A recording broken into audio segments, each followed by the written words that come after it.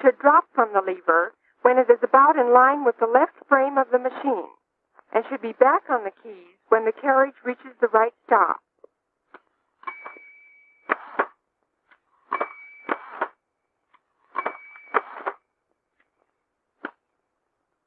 Now watch this in slow motion.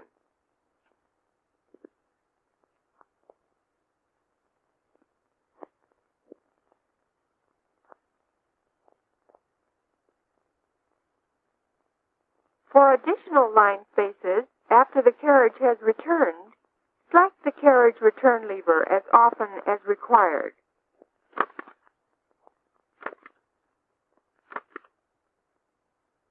On the electromatic machine, the carriage is returned by touching this key with the little finger of your right hand. The burrows works in the same manner. As the carriage returns, the paper is automatically advanced for the next line. If additional line spaces are required on the burrows or the electromatic, touch the carriage return key lightly, as many times as necessary.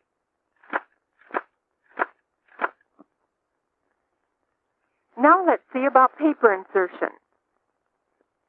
This is the paper table. This is the paper guide. This is the paper bale.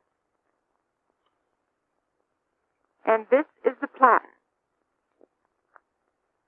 The paper guide can be moved to any point on the paper table. Its position in relation to the carriage or line scale is determined from this scale on the paper table. L.C. Smith, Remington, Underwood, and Woodstock machines have similar scales. The paper tables on the electromatic and Burroughs machines do not have line scales. Therefore, the position of the paper guide is determined by inspection. The paper rests against the paper table and the paper guide as it is fed into the machine.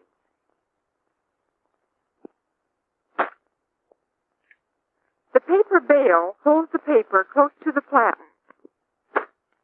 This prevents paper drumming, keeps the paper from flapping, and makes your type impression sharp and even. These rubber rolls should divide your sheet in even thirds. Otherwise, this may happen if you turn your paper back.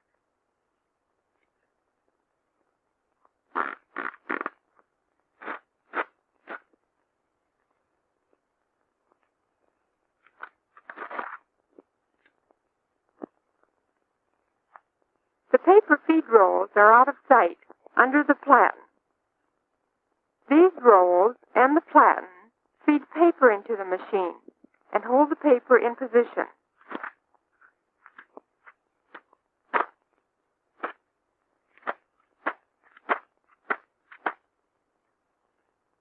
To insert paper rapidly, arrange it so it can be handled easily.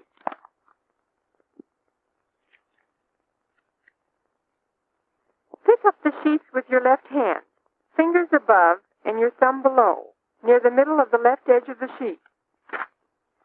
Place the sheets on the paper table, with the left edge against the paper guide, and the top edge firmly touching the feed roll. With your right hand, give the platen knob a rapid twirl, and turn the sheets to the writing line.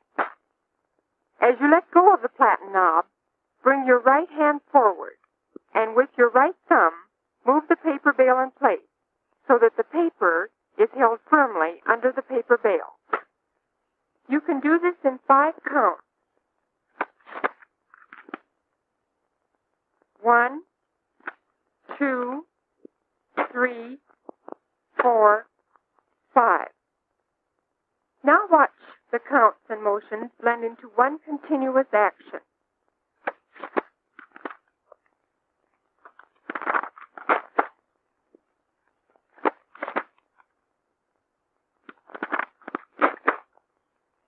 Let's try it on a machine with a different kind of paper bale.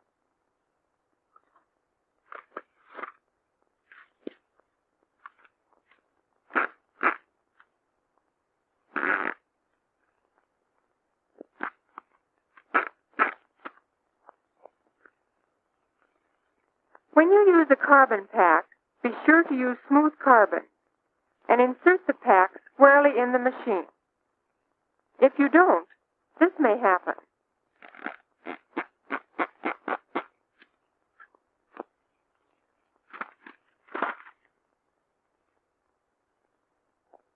This means wasted paper and lost time. Improper feeding also means crooked paper. When this happens, use the paper release lever, which releases the pressure on the feed rolls and permits the paper to be adjusted. Line up your paper with the paper guide. Then turn the paper down and check it with the alignment scale.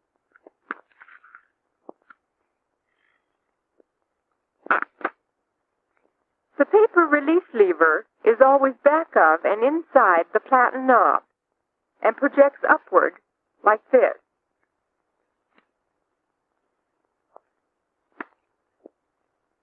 The electromatic, however, has the release lever at the left.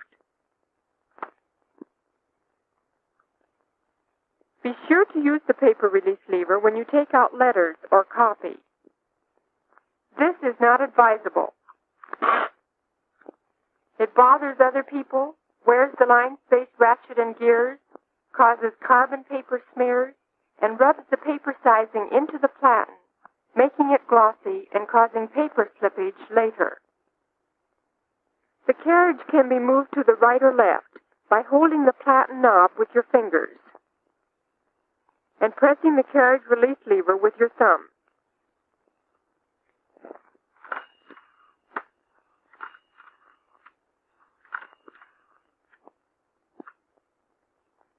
Machines have two carriage release levers, one at the right and one at the left.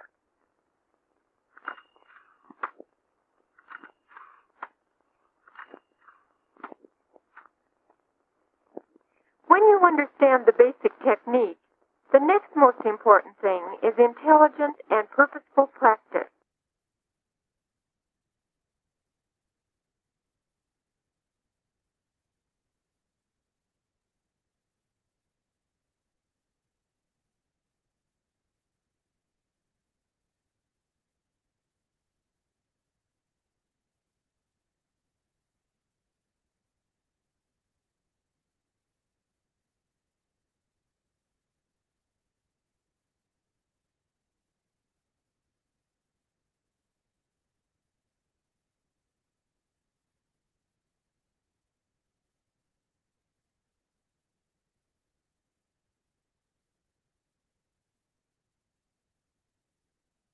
The typewriter has greatly influenced the business, commercial, and economic progress of the nation.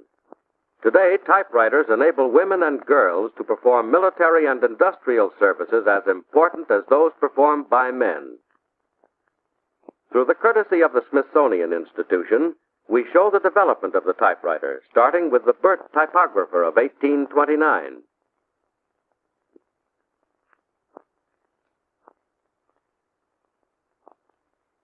Next, the Shoals machine of 1868, the Remington of 1873. This is the Calligraph, made in 1883. Next, the Hammond typewriter, made in 1884. About 1900, the Smith Premier appeared, followed by the Blickendorfer in the same year. This is the first portable, a Corona, and this is the Bennett pocket typewriter. In addition to these standard machines now in use, modern business has created needs for special typewriters, such as wide carriage machines, justifying typewriters with which to make straight right margins, book type adjusted spacing machines which turn out copy like this, special forms writers, calculating machine typewriters, and card punch typewriters which turn out cards like this. Today, millions of typists at their machines speed the business and war activity of our nation. Their task is complicated by a typewriter shortage and a shortage of experienced personnel. Unfortunately, many typists cannot work rapidly and accurately. To turn out more and better work on the office front, beginners and average stenographers and typists must acquire superior usable typing skill. This film will demonstrate and explain the techniques essential for superior typing. One way to learn a better or the best way of doing anything is to watch and analyze the skill of an expert. If your skills are patterned after those of an expert, you can be a superior typist. Miss Lenore Fenton, who won 11 international awards and set 8 international records in typing and machine transcription, will show us the typewriting skill which enabled her to set these records.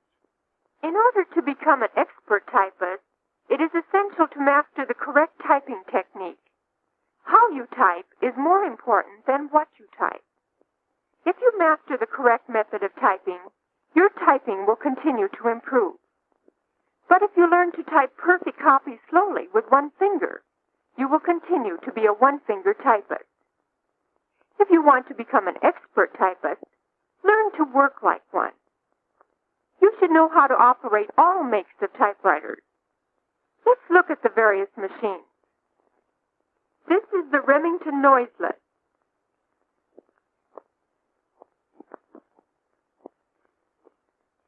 The Burroughs.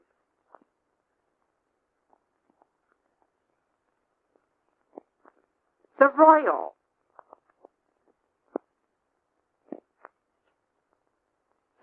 The Underwood. The Woodstock.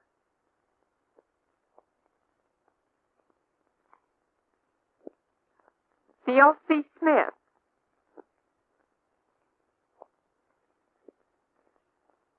The Remington Standard.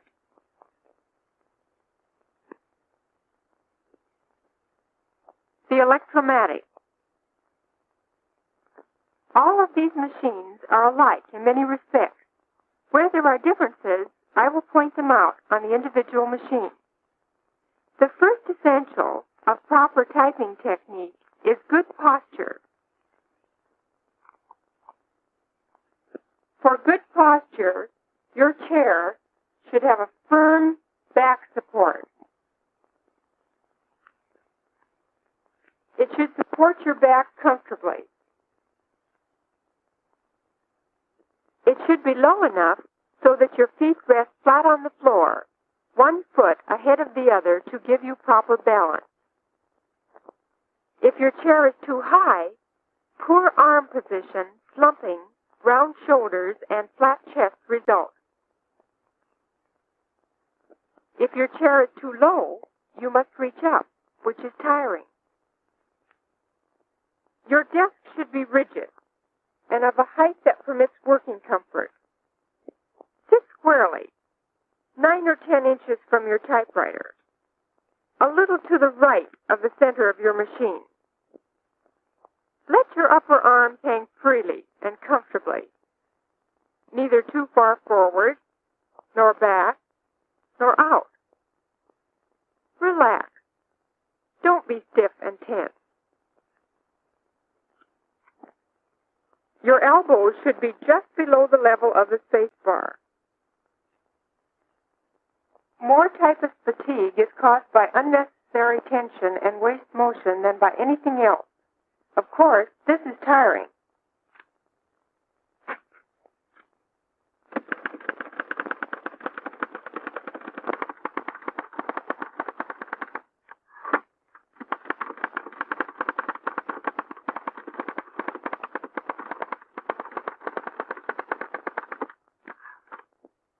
Your forearm, wrist, and back of hand should slant upward, parallel to the slant of the keyboard. Keep your hands and fingers in a natural, easy working position. Drop your hands into your lap and relax. Look at your hands. When you walk, rest, or sleep, your hands do not look like this or this, but like this. Without changing the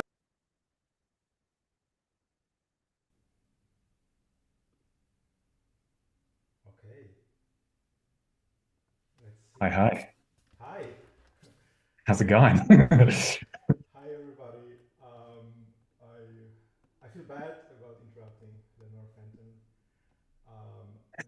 Maybe people in the chat, Martin, you're quiet. Yeah, people in the chat, maybe you can tell us no Martin audio. Thanks for letting.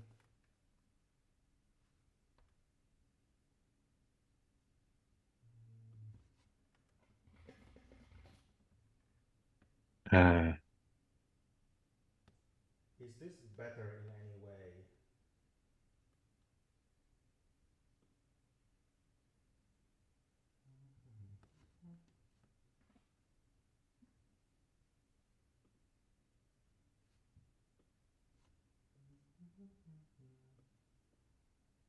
Can is this can, better? Can people hear me right now? I can also test it.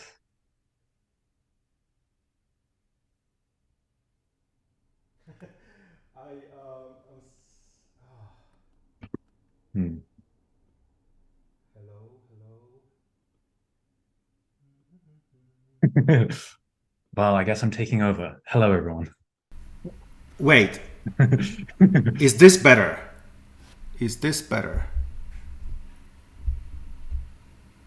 Okay, great. Wonderful. Oh, okay.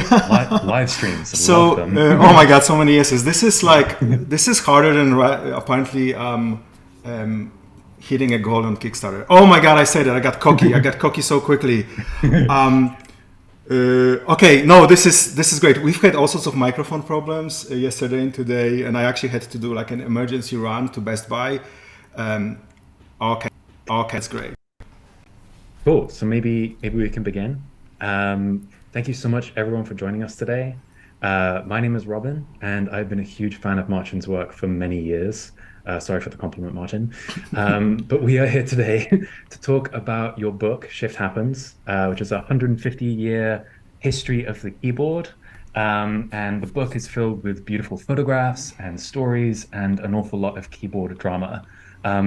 The Kickstarter just launched a minute ago, but I'd recommend, even though I think it just went through just a few seconds ago, congratulations. Yeah. Please go pledge, please go back this project. Yeah, it's so much fun. Thank you for bringing me along for the ride. But maybe before we talk about the design process and the stories and get into the nitty-gritty details of all this, maybe you could just tell us about yourself. Yeah. Yeah, I'm Marcin Marcin Wichary. This is fun to. By the way, thank you everybody for joining us. I see so many familiar names, so many unfamiliar names. So that's really cool to see. Yeah, I'm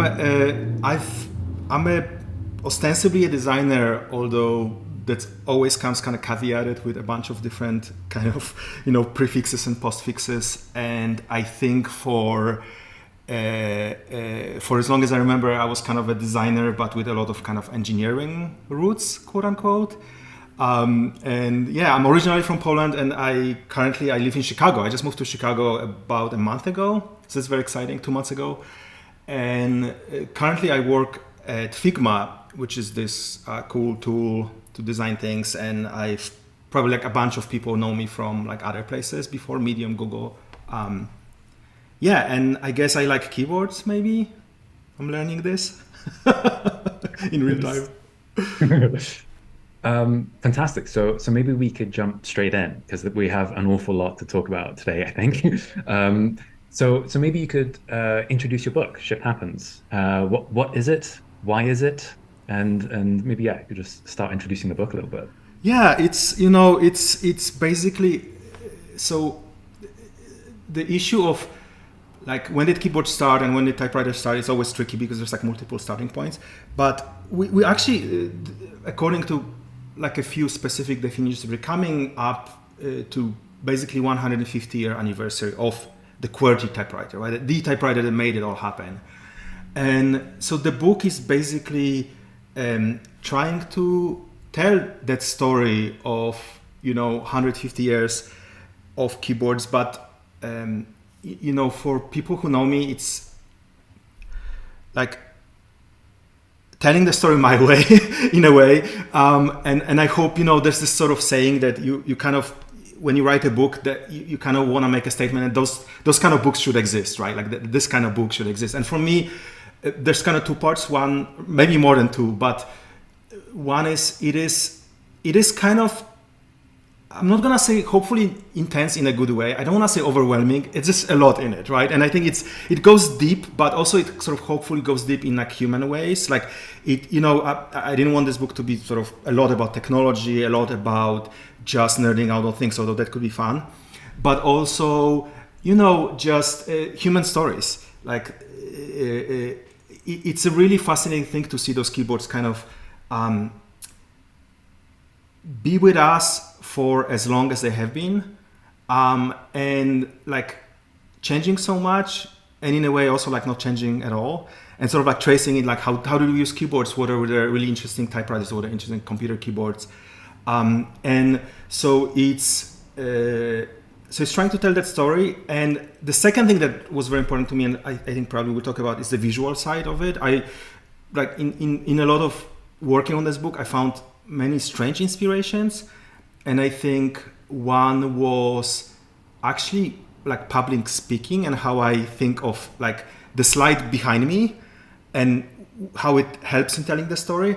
And so the book is basically, can I just show it? I don't like, we have it, we have this like setup here. So like it's always like more fun to show something. So this is a test print that we did on with a printer on one specific chapter early in the book, and this is like the right format, the right typesetting, and all of this. And basically, you can see that it's like half photos, half storytelling, and that was like very important to me. So if you kind of like what you see, the book is like 42 more of these chapters.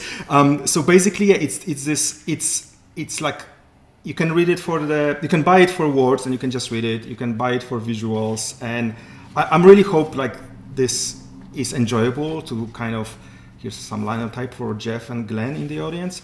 Here's the Japanese keyboard. So basically it's a reflection on, the keyboard. And maybe the last thing worth mentioning is I've never seen a book like this, right? And maybe that's how it all started in a way, because there are books about typewriters. There aren't very many books about computer keyboards, probably because they're just changing too much. But there's like nothing that connects that story of like, how did we actually get here? How do we get from like the first typewriter to iPhone, or to like this keyboard that you just saw on my desk? So there's this, there was this desire to like bridge that and connect all of these points. And that was part of the goals of the book. Well, before you started on this endeavor, I had probably never thought about a keyboard in my life. And as I've been watching you kind of develop and design and write this really lovely thing, I think a lot of people will probably kind of come to the book in the same way that I did, which is you think of like the keyboard as like an invented thing, like this, what we see today is the finished thing, but it's not. There's been tons of iterations and kind of it's evolved over time, which I think is why you got into this whole subject in the first place, right? So this project has been going on for a while. Maybe we could talk a little bit about that. Of like this is not a book you threw together in a few days. This is a book that's been going like it's a project that's a very long thing. Maybe you could talk a little bit about that for a second. There was basically, it actually kind of, it's funny to think about like how it all started, because there are multiple starting points. But I think one of the. By the way, I'm still so happy that we hit the goal. I just want to acknowledge this. It's really cool. There was, I mean, not to get too sappy and cheesy and out of script, but like part of my fear of working on this book is this a little bit of a strange book, right? It's like, as I mentioned, it's kind of like a very marching book, and maybe there's a reason books like this don't exist, because there aren't very many books like this one. So I think like seeing the goal being met, it's it is definitely a validation of some sort. I'm very happy about that. But the question was how it all started. It's so on one level, I just kind of always wanted to write a book. Like my mom was a librarian, and there was something about like the books are one of the best things that ever happened to humanity, right? There's this notion, maybe unspoken, that if you can if you're an author, if you write a book, it's actually a few people in the audience in the chat who wrote books and whom I admire for writing books personally. And it was always something that I kind of was curious about. And for the longest time, I kind of didn't know what to do or what to write about.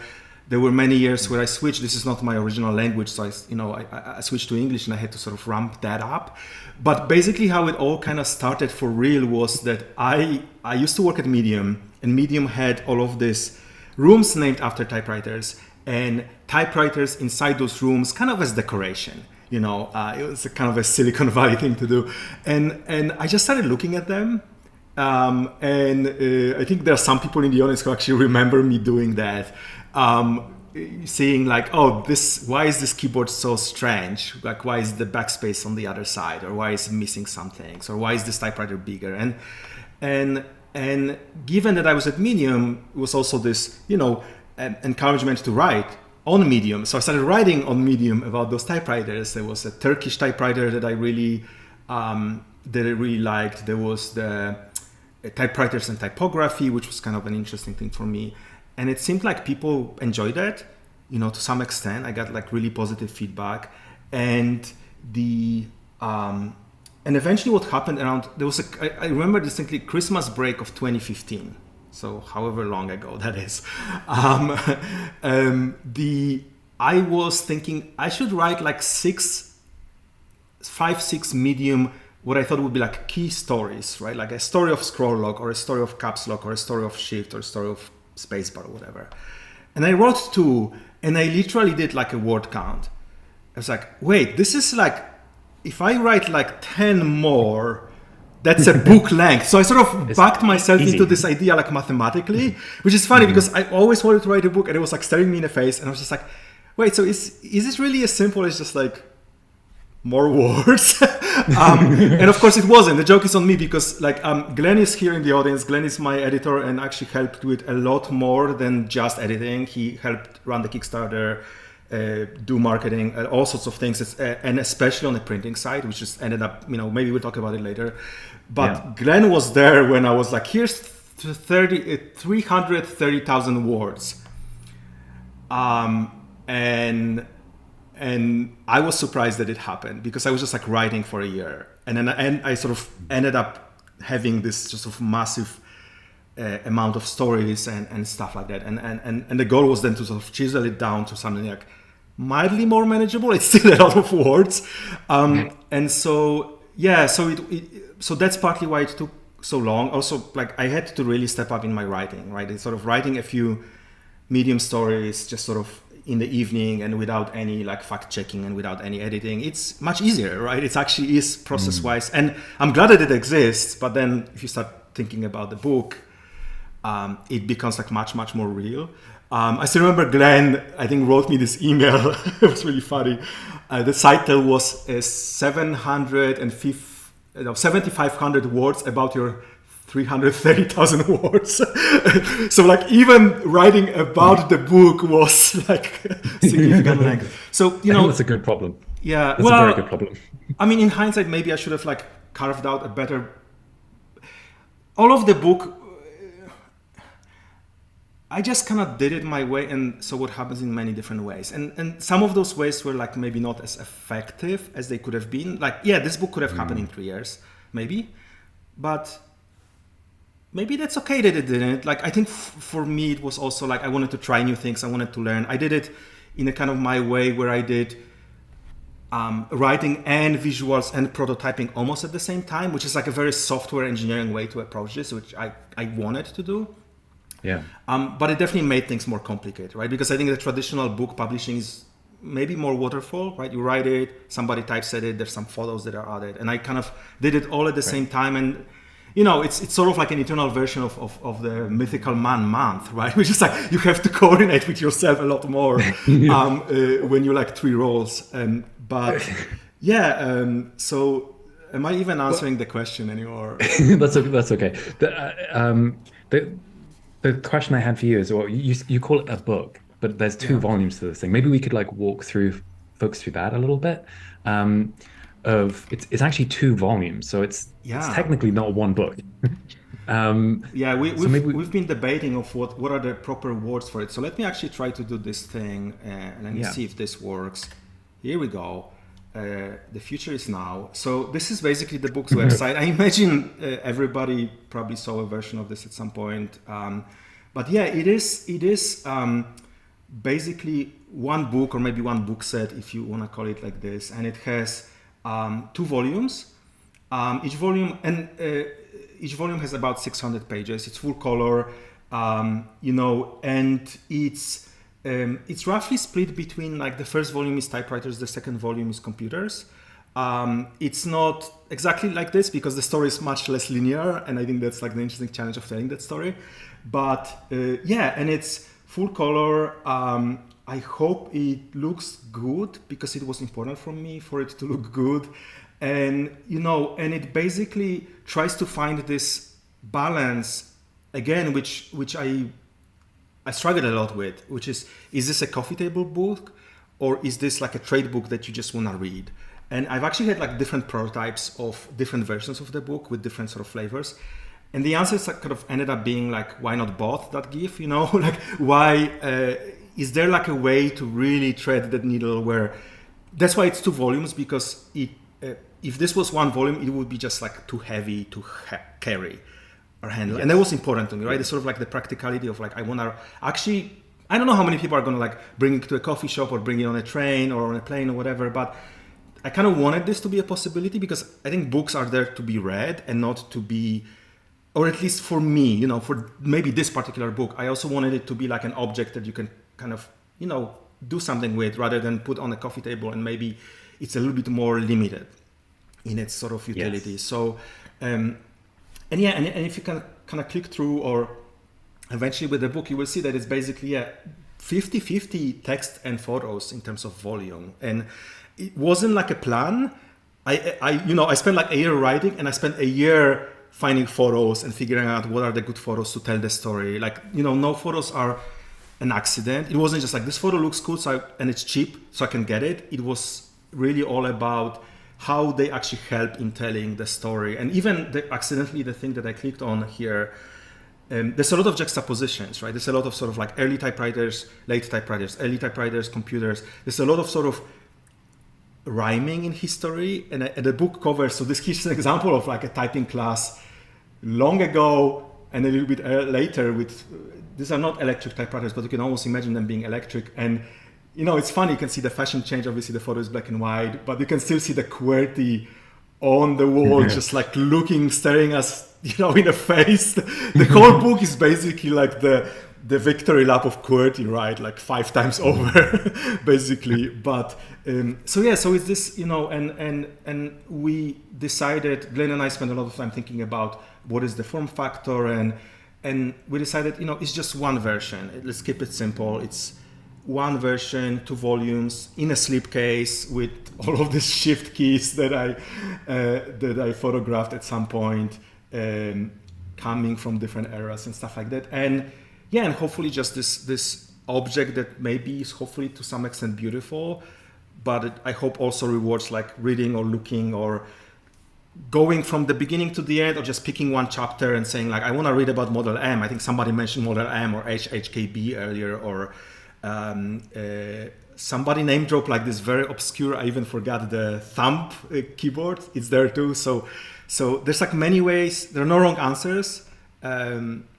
Hopefully, I mean, maybe there are wrong answers. I don't know. You can do bad things with a book, I suppose. But I hope this sort of encourages people to read it or to look at it in a bunch of different ways. Yeah, I love that you split it into 2 volumes. I think I remember you talking about that at one point, about splitting the story, where I can imagine some folks focus in a lot on the typewriters, like the early era, and there's going to be a lot of like computer and software nerds who just want to focus on the computer stuff. So I think you've threaded that needle from like fancy art book that you don't read, that you kind of brag about on Instagram, to this really lovely collection of stories. So I think that is, really well. I think this might have been like Glenn's idea too initially, because I was like, wait, this is weird, 2 volumes, what? And then like, as you know, often with this book, like it took me a while to get used to this idea. It took me a while to get used to the idea of like self-publishing, because I thought like, self-publishing is for losers. Like self-publishing is for people who cannot get an agent. And it's actually kind of not at all true. And by talking to a lot of people, but it's actually ended up being kind of like really interesting in a funny way. And I spent even so much effort, like, what is the last chapter of the first volume and what is the first chapter of the second volume, and how there's a sort of like a handoff. And I'm really happy about it, because the last chapter of the first volume is Olivetti. It's like one of the most beautiful typewriters, right? It's generally acknowledged to be the best.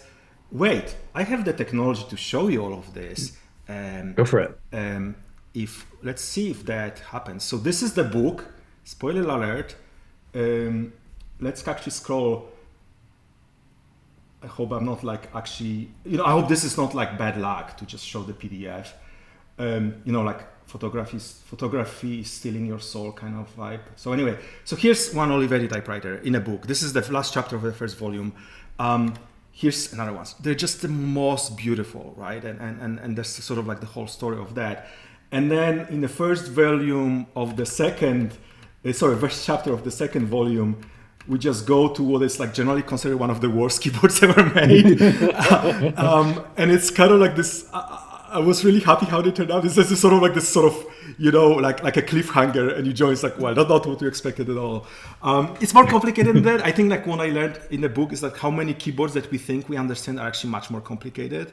And the story of ZX Spectrum, which is what we're looking at right now, is actually much more complicated than it's just the worst keyboard ever.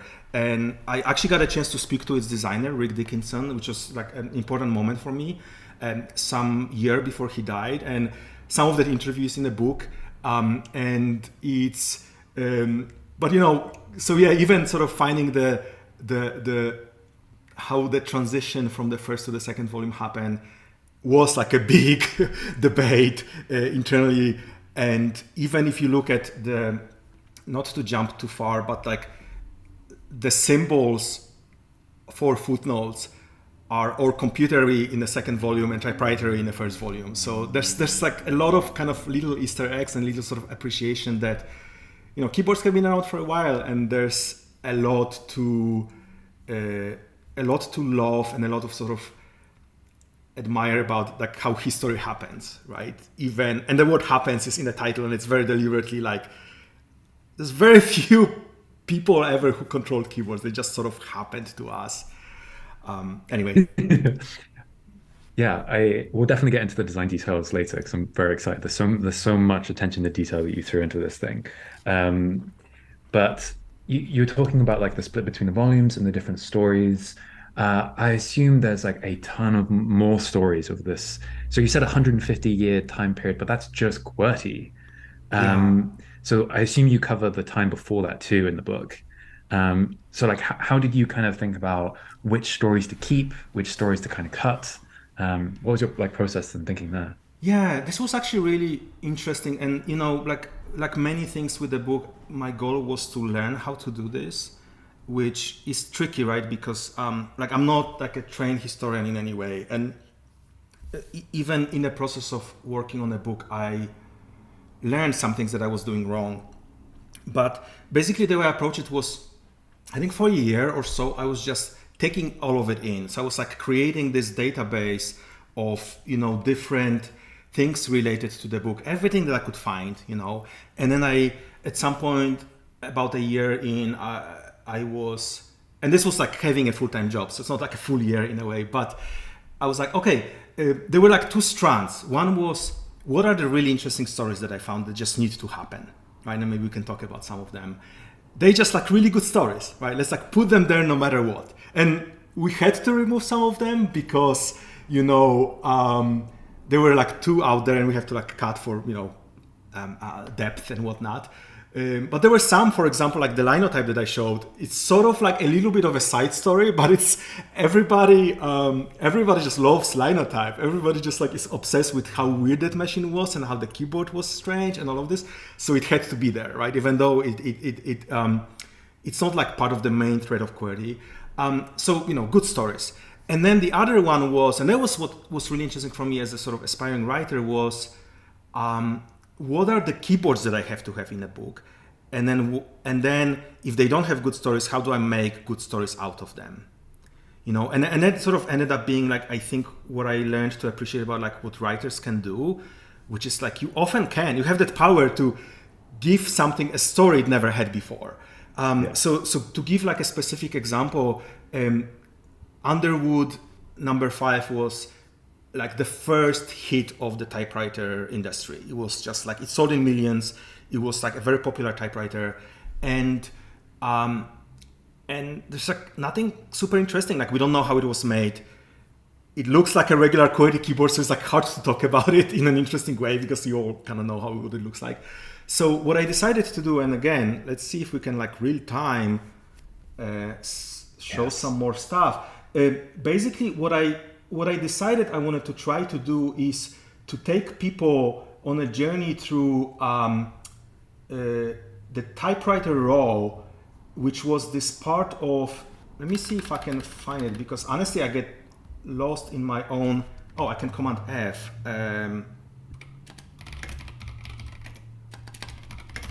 Here we go. So this is chapter 3, and basically the idea was like, what if I take people on a walk through typewriter row, which was this part of Manhattan where like the high-tech typewriters were sold. There were basically like every door there was a different typewriter company was trying to tell people like, buy our typewriter, buy our typewriter. So even finding like, a photo of, so here, you can see, I found some photos of those buildings. You can see like Royal was a big company. The Densmore were a small company. I found some photos of the interior of the stores. And here you can actually see, the typewriter agency. So this photo was really hard to find, and I'm glad I did. And I eventually even decided like, why not make a map? So you could sort of imagine what it would be to walk in like whatever that part of Manhattan is, and amazing. Check out all of these companies whose names you don't recognize anymore. So there was like one of the ideas, like how to wrap it in an interesting story. And I think there were like a bunch of other ones. One chapter is like the day of the typewriter adjuster, which was a kind of a job. Another one, what is like, there's some stories about typewriter crimes. So there's the one that I'm really proud of, although it took a really long time to get it in a good place, was what it meant to be an early adopter of typewriters and what it meant to be an early adopter of home computers in like the 70s and 80s, which was a lot of, actually, again, a lot of rhymes, right? A lot of kind of like, you got your hands dirty with ink, in like 1870s, or you got your eyes hurt by looking at a bad CRT in 1970s, like there's a bunch of sort of parallels and maybe similar people. So there was that kind of an approach, and then once I had like good stories here and kind of manufactured stories here, how do I kind of stream them together into like one cohesive story? And it's basically like more or less chronological, but there's a lot of sort of like tendrils and tentacles going back and forward in time. Like there's this chapter very early on about the shift wars, which is kind of what I called it. I'm not gonna find it now. This is maybe a little annoying. Let me switch back to our faces. And the funny thing is that like there were typewriters battling, like should a typewriter have no shifts, 1 shift, 2 shifts, 3 shifts? And we sort of standardized on having like 1 shift duplicated, right? Which is all keyboards do today, except for the Ironfall keyboard, which actually has 2 shifts. So in the end, we sort of relitigated that story 100-something years later, which is really funny. So there's a lot of those kind of like rhymes and interesting outcomes. Interesting. That's so fascinating. So one question I had is one I've wanted to ask you for a long time, which is maybe we could talk a little bit about like the volume 1 first. Maybe just focus there for a sec. So that covers like you said the like typewriter end of the beginning of the spectrum of keyboards. Maybe we could talk a little bit about that. Like I kind of just want to ask you straight up, what are your top 5 favorite typewriters? Give me a breakdown. You mentioned the Olivetti, I think you said. But yeah, maybe you could just talk about volume 1 for a start, maybe. Yeah. And by the way, we're sort of watching the chat, and we will probably get to some of your questions. So feel free to like drop them in. So I appreciated the. I want to acknowledge that I'm saying this, and it's really fun to see people kind of commenting in real time. But yeah, I think to me, it's hard because I have like a million favorite keyboards and typewriters, and they're all favorite from like different reasons. So like one thing that I can show you immediately. Let's try our technology here. This is the one that I mentioned already, which is the Turkish typewriter. Let's see if I can kind of create room for it. So we can talk about why some keys are yellow and why not. And this is basically some people who know retro writing will know the story. It also was a thing for typewriters, not just really whole computers.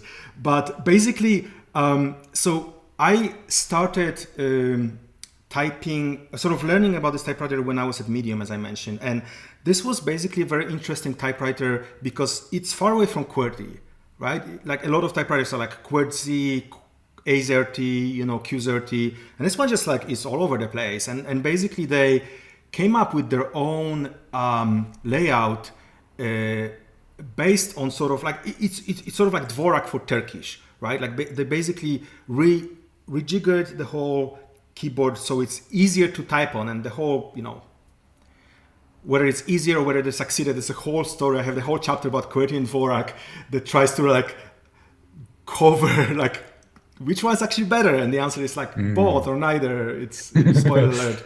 I think the journey is the reward, hopefully. But this is the same with Turkey. So I wrote this article about like, hey, it's really cool to see a typewriter or a layout that respects the language.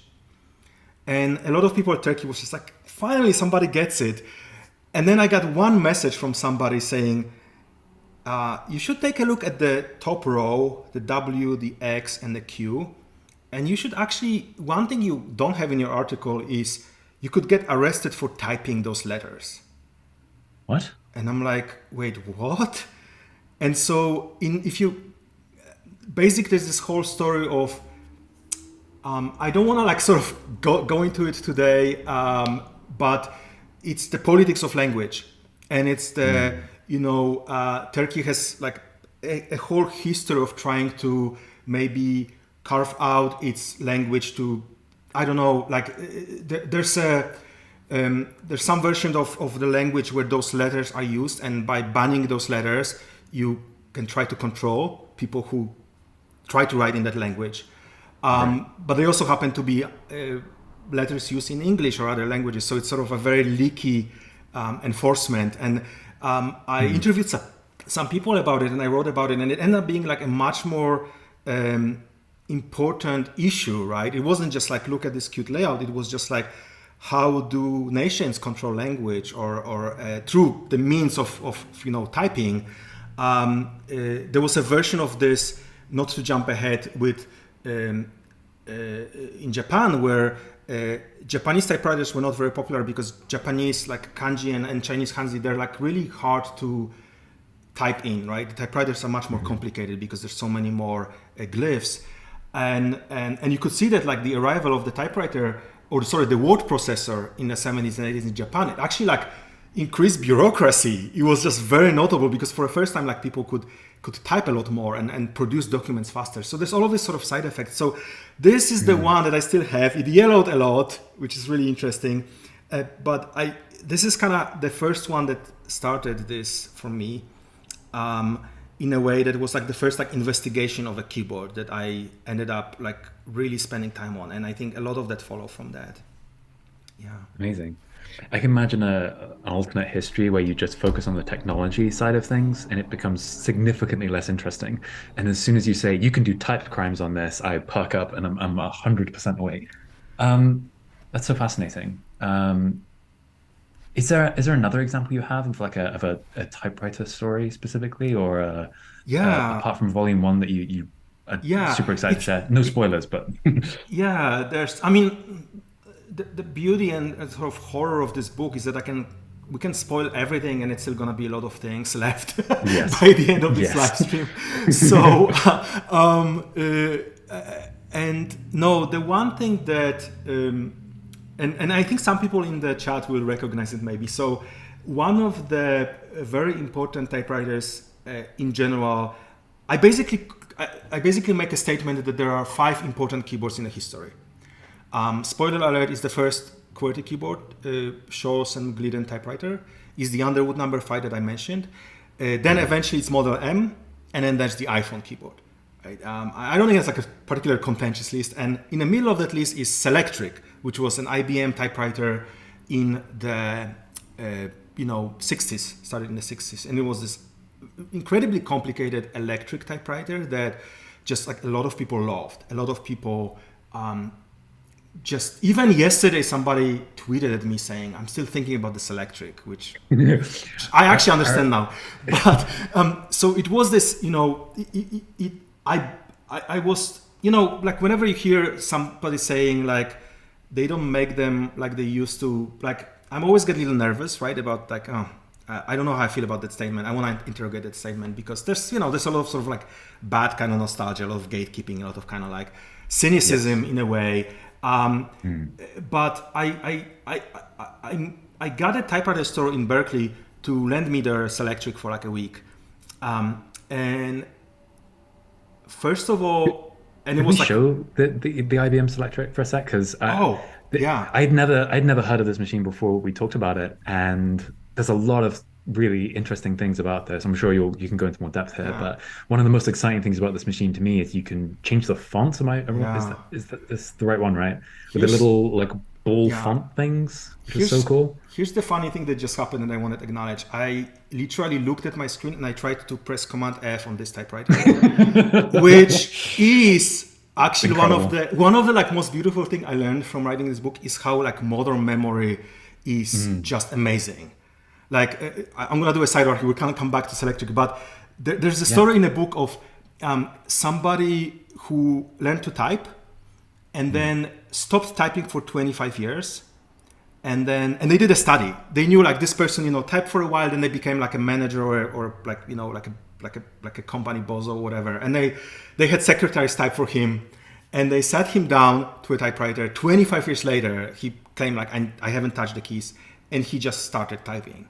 Like maybe it wasn't as good immediately, but it was very good, and it became like on par with his prior performance, much quicker than anybody imagined, because like the modern memory just like lives inside you somewhere else than your regular memory, and it has its own rules. Like I there might be a day in your life, in my life, that like we will not even remember who we are, but we can still type, which is kind of amazing and frightening. And they did the same thing 25 years after that, and it was great. So I literally just like my fingers just did Command F on the first keyboard that I looked at, because that's what fingers do. Some people know that from passwords, right? You have to like watch yourself type your password to remember your password. That's like a real thing, right? So it's like kids touching laptops and expecting that they're iPads, and just are so confused that it doesn't work the way they expect it to. Yeah. So here I'm gonna try to do Command F again, as I mentioned. So Selectric was this is a photo taken in Figma offices randomly. I took a lot of photos of the book, and it's always like fun to remember. So yeah, this was this kind of like beautiful typewriter that I was. So it's kind of like a beautiful object. If you look at other typewriters before it, they were like much more sort of things sticking out, much more sort of industrial objects, and this is the one that actually has. Was like designed in a different way and had different colors and this sort of oblong shape. And but I was amazed. So yeah, it had type balls, which I think. Oh, here's the. You would recognize this layout, right? Because it's very close to what we use today. Yeah. And Selectric was in part the reason why it was like this. So it had all of these type balls where you can swap fonts. Yes. And it was great, right? Like that never existed before. Like before, when you bought a typewriter, you would buy the font. That was it. It was came built in. This is the one you can swap them around. But to me, what was kind of amazing was how good it felt. Like there's this later era. By the way, we're looking at the page that has this overlapping mistake. The book is 99% done. It's not 100% done. Let's move. Here we go. Here's some better photos. One of these pictures is from a Hollywood movie. Can you tell which one? So basically, it felt great. You know, there's this late era of typewriters, which is computer pretending to be typewriters. This is a typewriter pretending to be a computer. It feels like a computer keyboard in a way that like was really amazing. And I kind of understood why people were just like, yeah, we love this. Like why IBM through Beam Springs, through Model M, through Model F, just like always try to recreate that feeling of the Selectric. But here's where it gets even better. So I was like, this is amazing. Like, how did they do it? But the Selectric that I actually had, and if I can find my cursor, was actually a later edition called the Correcting Selectric. And let's see if I can find a photo. Here we go. So it sort of looks similar, right? It's 10 years later, but one of the beauty of Selectric is that, you know, if you type one key after another quickly, it has a buffer. It's like done physically, right? It's an electric typewriter. It has no electronics. It has a physical buffer, which they did with like ball bearings and really wild stuff. Selectric was so complicated you could get a career in like fixing Selectric for your life because they were so ubiquitous and so complicated, right? It was like this ball of like million pieces. It was basically like my comparison is like, it's as complicated as Linotype, except much smaller, right? It's just like a lot going on inside. And it's, you know, it's actually really hard to keep working because it's a complicated thing. It has the fonts, it has the buffer, it has repeating keys. The index and the express key that you can see on the screen, they're like proto arrow keys. It actually has arrow keys.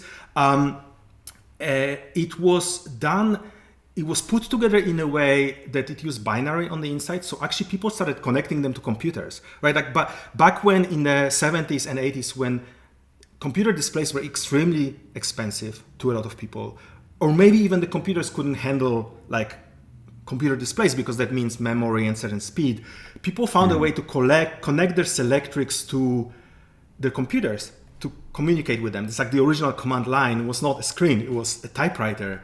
And so that was on top of all of this. And the last thing that this typewriter had, it was a correcting Selectric, as you can see here. And it basically had a functioning backspace key. And the funny thing is that like, we don't think twice about backspace, right? It's like, we treat it for granted, right? Like you type, you erase a mistake.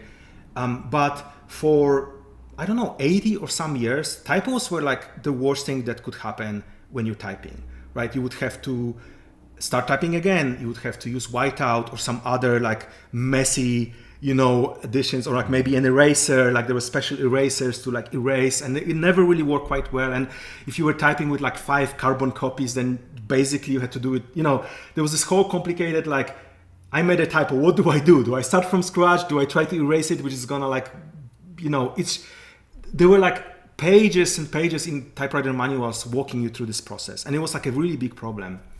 And this typewriter has an actual functioning, it has a regular old school typewriter backspace, right? Which just goes back one space and does nothing else.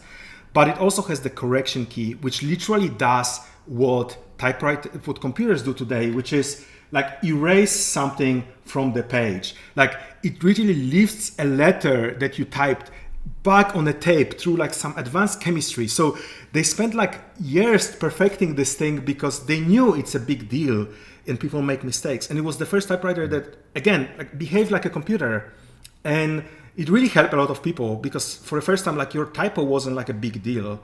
And the most interesting thing was that this was just at the tail end of typewriting, right? This was when this is 1973. This is when home computers started appearing. And so basically it's sort of like watching the last movie with special effects before CGI took over, right? Like it's like you admire the ingenuity and you know this is not going anywhere, right? This is like the whole thing is gonna move in a different direction. So this is actually a photo of the Selectric that I had on my desk right here, and it was just really fun to get to use it and get to appreciate it. And get to change the fonts and get to like literally see my typing be erased from a page, which you appreciate so much more because it's in a world of atoms, right, not electrons. Amazing. Wait, so it printed in like black ink, and then did it literally just paint like No, kind of it what was did it do? yeah, and some people in the audience might know more. I think it wasn't ink, it was film. So it was this special tape, special kind of new film tape that it would stick to paper, and it would start slowly permeating the paper over the next few hours. So if you so here, this is the black where my cursor is. This is the regular tape. So the film would be like transferred to paper, but it wouldn't get super permeable, I guess. So if you could lift it with the sticky tape quickly, you could lift it almost precisely out of the tape. So you would still see the impression, of the impact of the type ball, but that kind of was almost imperceptible if you type over it, right? So it was this sort of like amazing. It's the kind of story I love because it was effectively kind of a hack, It was just like, what can it, like, it's not an elegant solution, right? Like, look at this. It's all of these tapes and all of this kind of messiness. But like, you don't care. You put that's what I did this thing. Like, you put a cover over it and it just backspaced, like, it just removes your thing. And that's like all that you wanted, right? And it was this, and it took the typewriter industry like 90 years to get there because it was such a hard problem, right? And unfortunately, it was just at the tail end of typewriting, so it sort of mattered much less than it could have. But still, it was kind of miraculous, like if you think about it.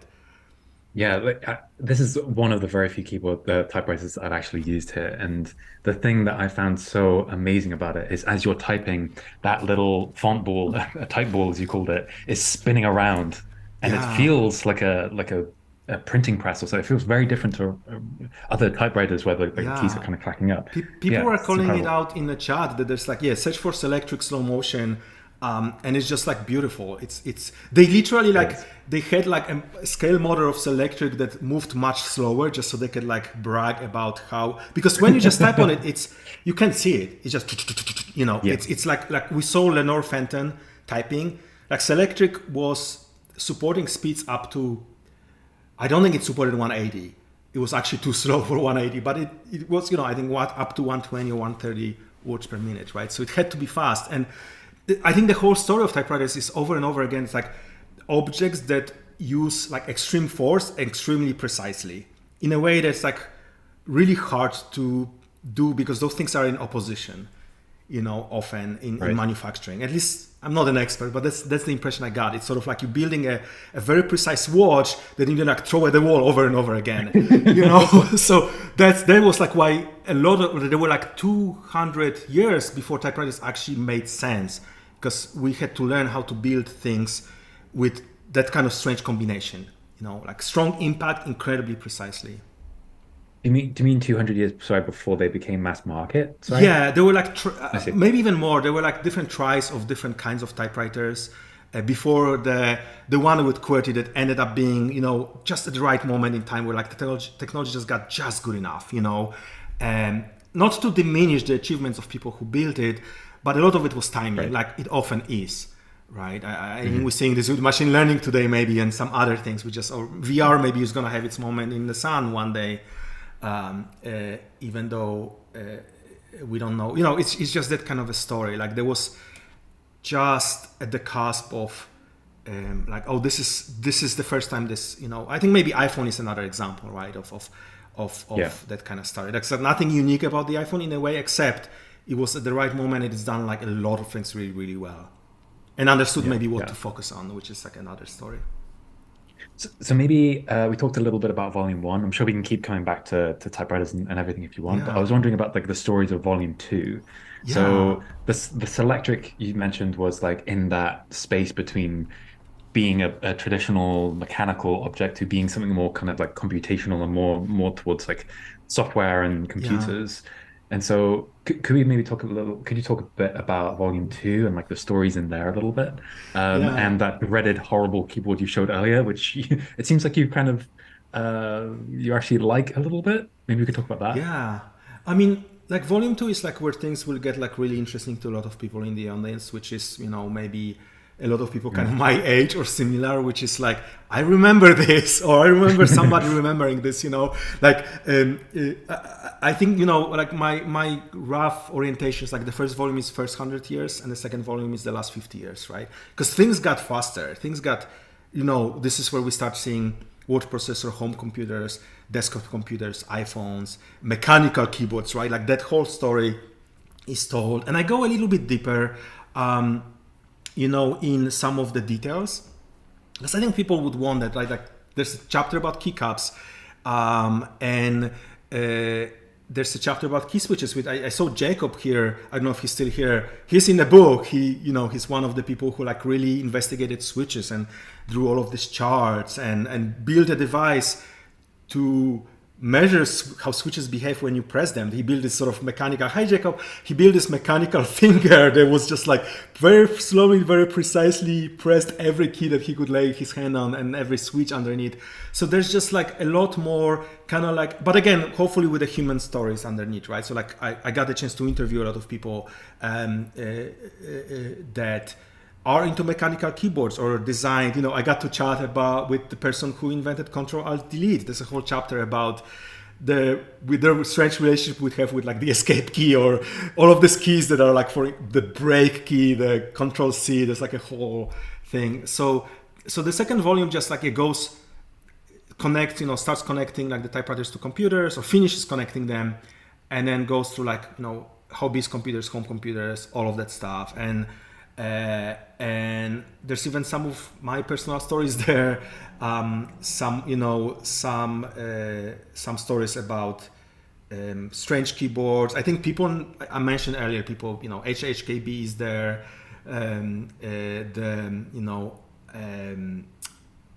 the split and quote unquote ergonomic keyboards. It's like each volume has, maybe worth mentioning, and something that was like one of the hardest things is each volume has one chapter that was really, really hard to write and felt important for me to write, but it ended up being like 5-10 times more involvement than any other chapter. And for the first volume is the issue of like sexism and gender. And, you know, there's this sort of story that like typewriters made women arrive in offices, which is both true and not true. And there's this complicated issue of just sort of like who owns typing, and how like typing was so gendered. I'm actually gonna show this picture because I'm really proud of this collage that I put together. And if I need like an assistant or like somebody who like scrolls my PDF, because this is like hard work. But yeah, I'm gonna show you a picture. I'm gonna tell you why this picture is meaningful. Here, this is one of the spreads of the book. Let me scroll it so we don't. Oh, I cannot. Anyway, so typing in America and in other countries was so gendered for a while that if you were seen as a guy typing, it was seen as like not masculine.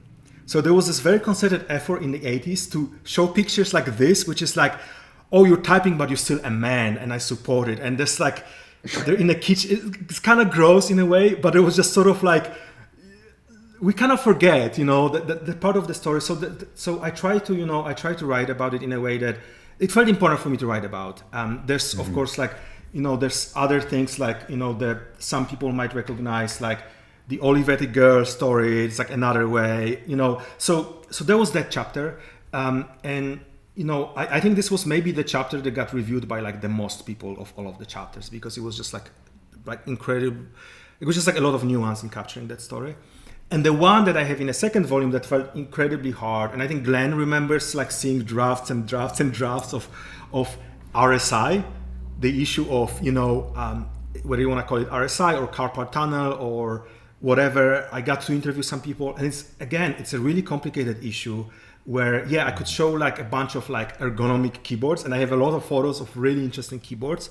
But the whole issue is very complicated. Like it's an issue of like what pain means to people, or the societal implications of like who's hurting via RSI, because RSI only became visible And by the way, RSI doesn't actually mean anything. That's also what I learned. But it only became visible when like white collar people started having it, like reporters or telecom operators. But it's been an issue for like decades, if not, for people who were drilling or dentists and stuff like that. So there was this whole aspect to it that I had no idea. And when I interviewed people who were experts in this, they were telling me it's just really hard to have answers here. Like there's no answer. Like I'm feeling a pain in it's actually usually more in the shoulder than in the wrist. If I'm feeling a pain in the wrist, what do I do? And the answer might be yes, you buy a split keyboard or you buy this sort of like different kind of keyboard. Maybe you switch from QWERTY to Dvorak, maybe. But also what I learned, for example, is that sometimes the answer is like get a better job or a boss that actually likes you, or stop like fighting with your spouse, or get on a better diet. Like pain is actually incredibly complicated.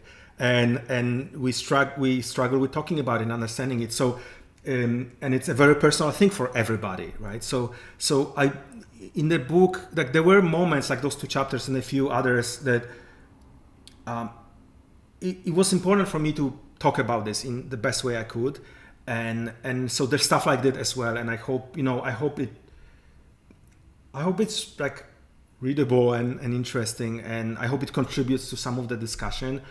Of course, also the first volume chapter is QWERTY bad and it's Dvorak good. That's how we already talked about. That's also incredibly hard. And I literally had like docs laying out what I think I know that were reviewed by people before I even started typing or writing. So the second volume basically ends today, quote unquote. And yeah, there's a little machine learning there, but there's also like, gamers, programmers, mechanical keyboard aficionados and meetups, people who make their own keyboards, this whole investigation about why do people care about keyboards today? What does it mean to them? And it's like incredible. I talked to so many people about this, like some people again are in the audience. So that sort of brings us to today's date, and it really is like 150 years. Yeah. 200,000. Oh my God. I'm trying not to look. Yeah. Congratulations, though. Thank you. So we talked about the stories a little bit. I was wondering if maybe we could start talking about like the process, because that to me is one of the most fascinating parts of this whole project we've been working on. And maybe we could talk a little bit about the photograph. So I know originally this book, correct me if I'm wrong, was going to be just a series of stories, right? And then there's a certain moment where you kind of realized, oh wait, this is a visual, like you said earlier, like a visual storytelling book. I mean, I actually, like at the beginning, I had no idea. I think I talked to one of the publishers, and they were telling me this needs to be a coffee table book. And I really resisted it for a long time, because there's something about, I mean, I admire coffee table books, but there's something about it, they feel sometimes a little soulless. Like it's a thing that looks pretty that's on your coffee table, and it's a little bit sort of like a sad existence. And I didn't want it for this book in particular, and I sort of resisted it for a while. But then the more I thought about it, the more I started taking my own photos and looking at photos, I thought, those are actually like beautiful objects. Like we don't think them as beautiful because they're so utilitarian, and all of them like are like not like beautiful in obvious ways, but there are like beautiful objects. And so I think when I started looking at photos and should we look at something again? Yes, typing please. On this typewriter. I'm gonna move this typewriter away because this is I might hurt myself. So very quickly, maybe actually. I thought I had it prepared, but let me just open my spreadsheet. So I'm gonna share my very quickly.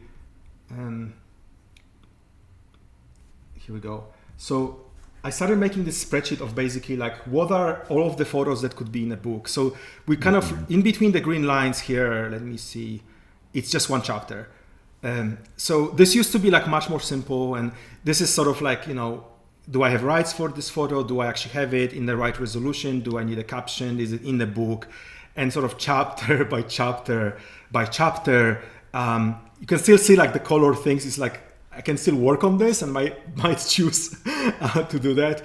But basically, the more I did it, the more I realized there's a really cool opportunity here to go like above and beyond. And I really like, I think I mentioned this, I spent a lot more like or kind of like maybe more time actually with the photos than with writing. And I started like laying out the text next to the photos and started seeing how they interact. And and I had like a bunch of like really specific principles, like let me like move actually to showing the book because that's easier. Yeah. Like for example, here's a few things. So like one, show the real keyboards. Like don't show like pattern drawings. Don't show things. There are like I wanted to like show things that existed, and a lot of them were like either keyboards in use, like here some in the Netherlands in the 80s. Here's the juxtaposition, right? Somebody renting a typewriter by putting a coin here, and somebody renting a computer from a library. So stuff like that. So sort of telling the story, or artifacts of typing, or just basically like a lot of photos of things. That this is like what I talked about earlier. It's like early adopter of typewriters, early adopter of computers, right? And so there's or some ephemera, right? Like this is again typewriters and early computers sort of juxtaposed in some interesting, hopefully ways, and and just some like good looking photos. But again related to. I think this I took at the Living Computer Museum in Seattle, Sudface. It's a museum that I think no longer exists.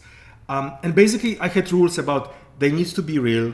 The time where I couldn't go real, to give you one example, very early on, I had this prototype that only exists in one place, and there's no way for me to access it. And they were not very like accommodating, which maybe is okay. I hired somebody to make a render, and we had this whole process where. Like, let's make it as real as possible, and of course acknowledge that this is like a rendering. Like, I'm not gonna lie and pretend that this is like doesn't exist, but I wanted it to feel real. This is actually actual size. To the extent I can, in many places I do things actual size, so you can like imagine putting your fingers on those things. They're usually too big for the book, but sometimes you get lucky. And so so basically no bad looking photos. Every photo participates in telling a story, and everything's real, except with a few small, moments. And a lot of the sort of like, like here's the warehouse where they made the typewriter. A lot of sort of context, and so some ephemera as well. Again, this is like typewriters on the left, keyboards on the right. My hope would be that you really can spend like hours looking at those photos, inspecting them, and sort of like looking at some of the details and reflecting on like what you're actually seeing, or this is, some people know what this is, very important computer for me. So basically and with Glenn we worked hard on finding a printer and paper that would actually accommodate them. So there's, I don't know much about this personally, but there's this special process called stochastic screening that actually gives us like more of a resolution.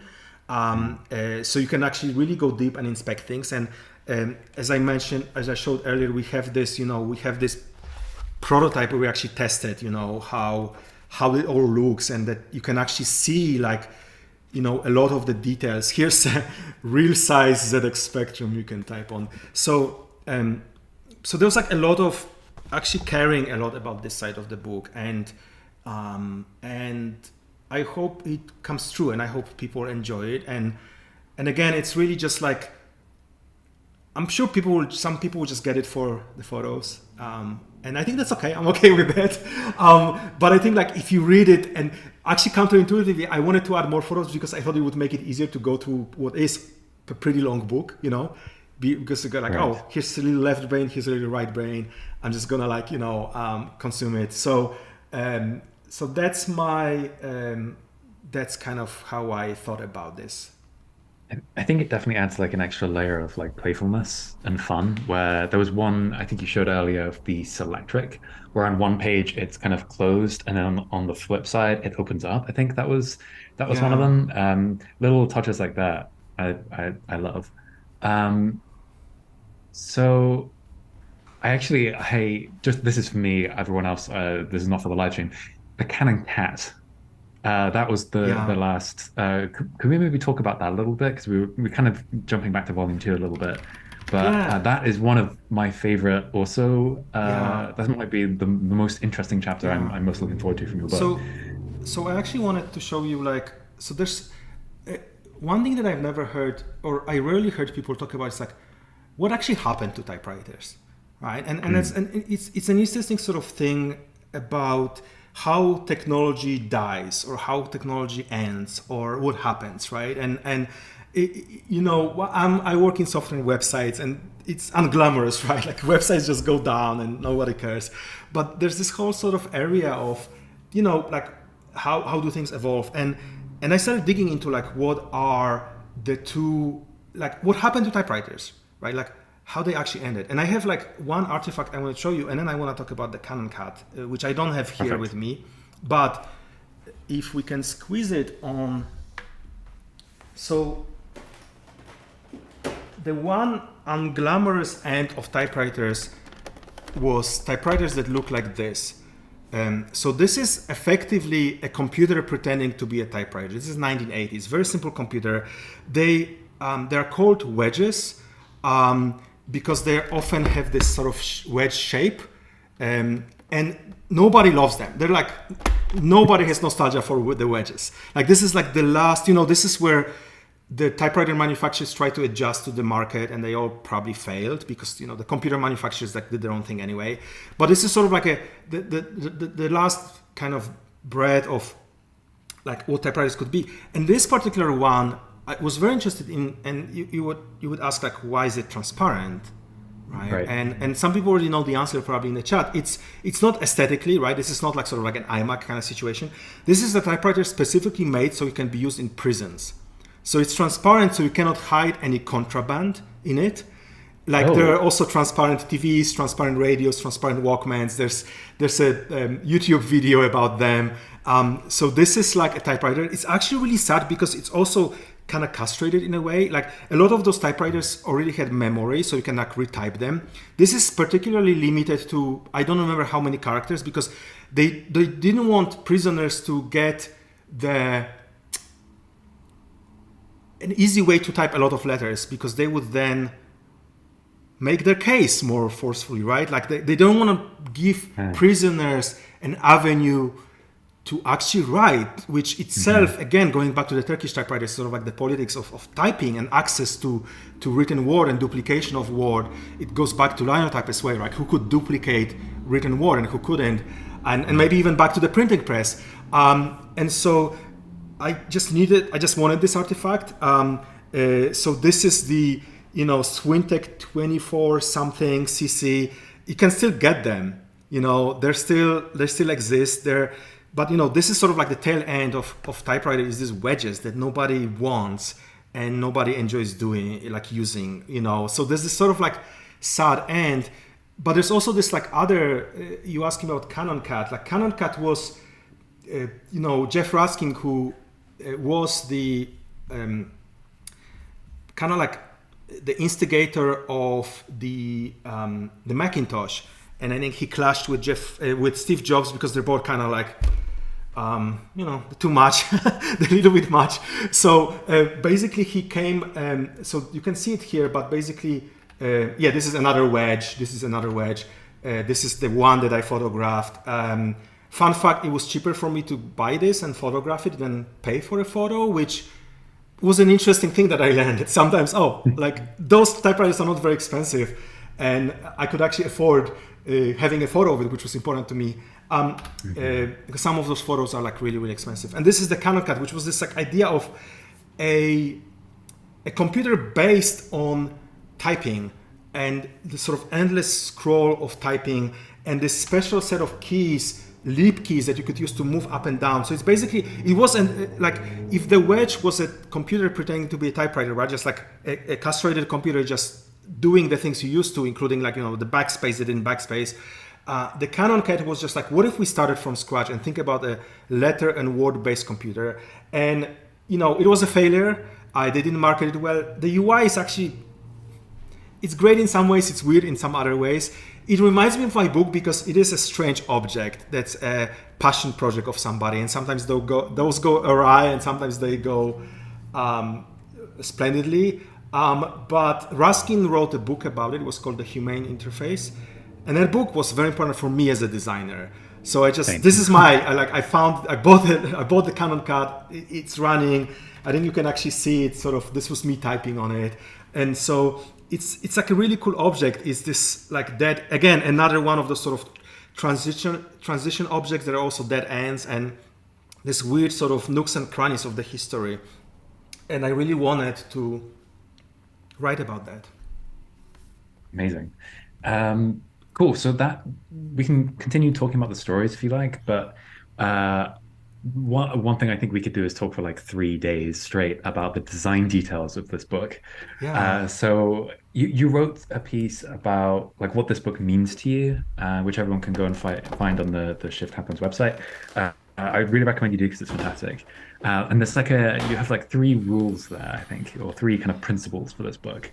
And I think one of them is like weird is better than boring. Yeah. And I think that kind of it's like the philosophy of the design of the book, of like all these little details you mentioned. One of them you said earlier, which is upsettingly good, about how the footnotes are different in volume 1 to volume 2. Yeah. Maybe we could talk about that for a little bit, about like the really interesting design quirks of this book that you like. Yeah, I mean,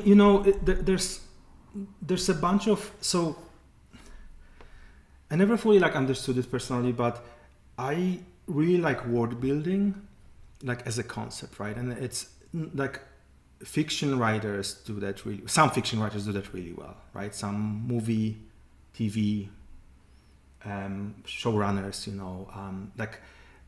one of my favorite authors, Stanisław Lem, was like incredibly good at just like word building in a way that wasn't just like, let me explain this universe to you, blah blah blah, here's the rules, and then halfway into the book you're just like getting to the action. No, it was just like in the moment, I think they call it conveyance sometimes. And so I kind of just wanted to create this universe of this book, and kind of like somewhat by accident, somewhat intentionally.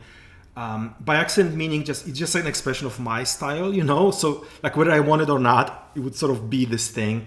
But I was inspired by a lot of weird books. Like there's this studio called ROM, like Read Only Memory, I think, a publisher in the UK. All of their books are like amazing and weird, and they break the rules, and I was just, but like in a good way, right? Like there's a certain way of breaking the rules that's bad, and a certain way of breaking, and sometimes you don't know, of course. And so I wanted to like go deep on some of those things. So if I just share a few things, like, and again, there's like a lot more, and I will probably like write a blog post or something like closer to the launch date, but so like every chapter has like a patron saint of a key. So it's just there on the left, and when the chapter starts, it has like the lip key. So it's almost like, I don't know, it was just kind of funny. There's all of the symbols. There's one thing that I was actually like inspired in a strange way by television, was that the book just starts. Like there's no what they call a front matter.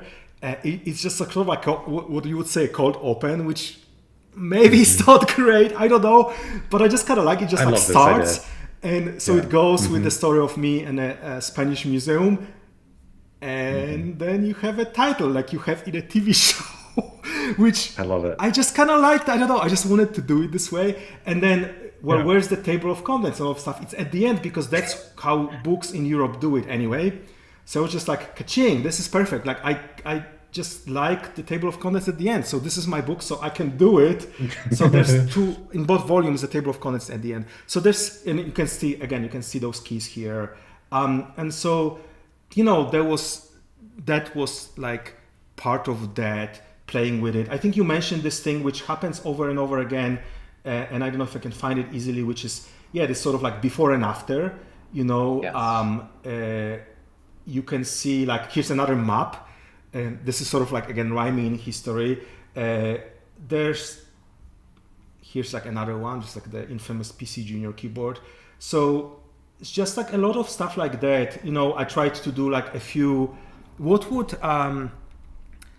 small multiples. Is that the name? There's like a name for this kind of like just a bunch of things you can compare and inspect, together. There's like a few chapters like this. This is Grant, by the way. He's in a chat, I think, somewhere, or at least I saw him fly by today. He took this photo of me for me. I wanted also photos of the keyboards in sort of like how they were in the moment when they existed, right? So for example, here is like, he took this photo, which I'm really grateful for. And a lot of people, maybe we can talk about this, a lot of people really help with the photos, which is like, well, this is what, if you had Apple Extended in like 1987 or 1990, this was probably what your desk looked like, even though this is a photo from, 2 years ago.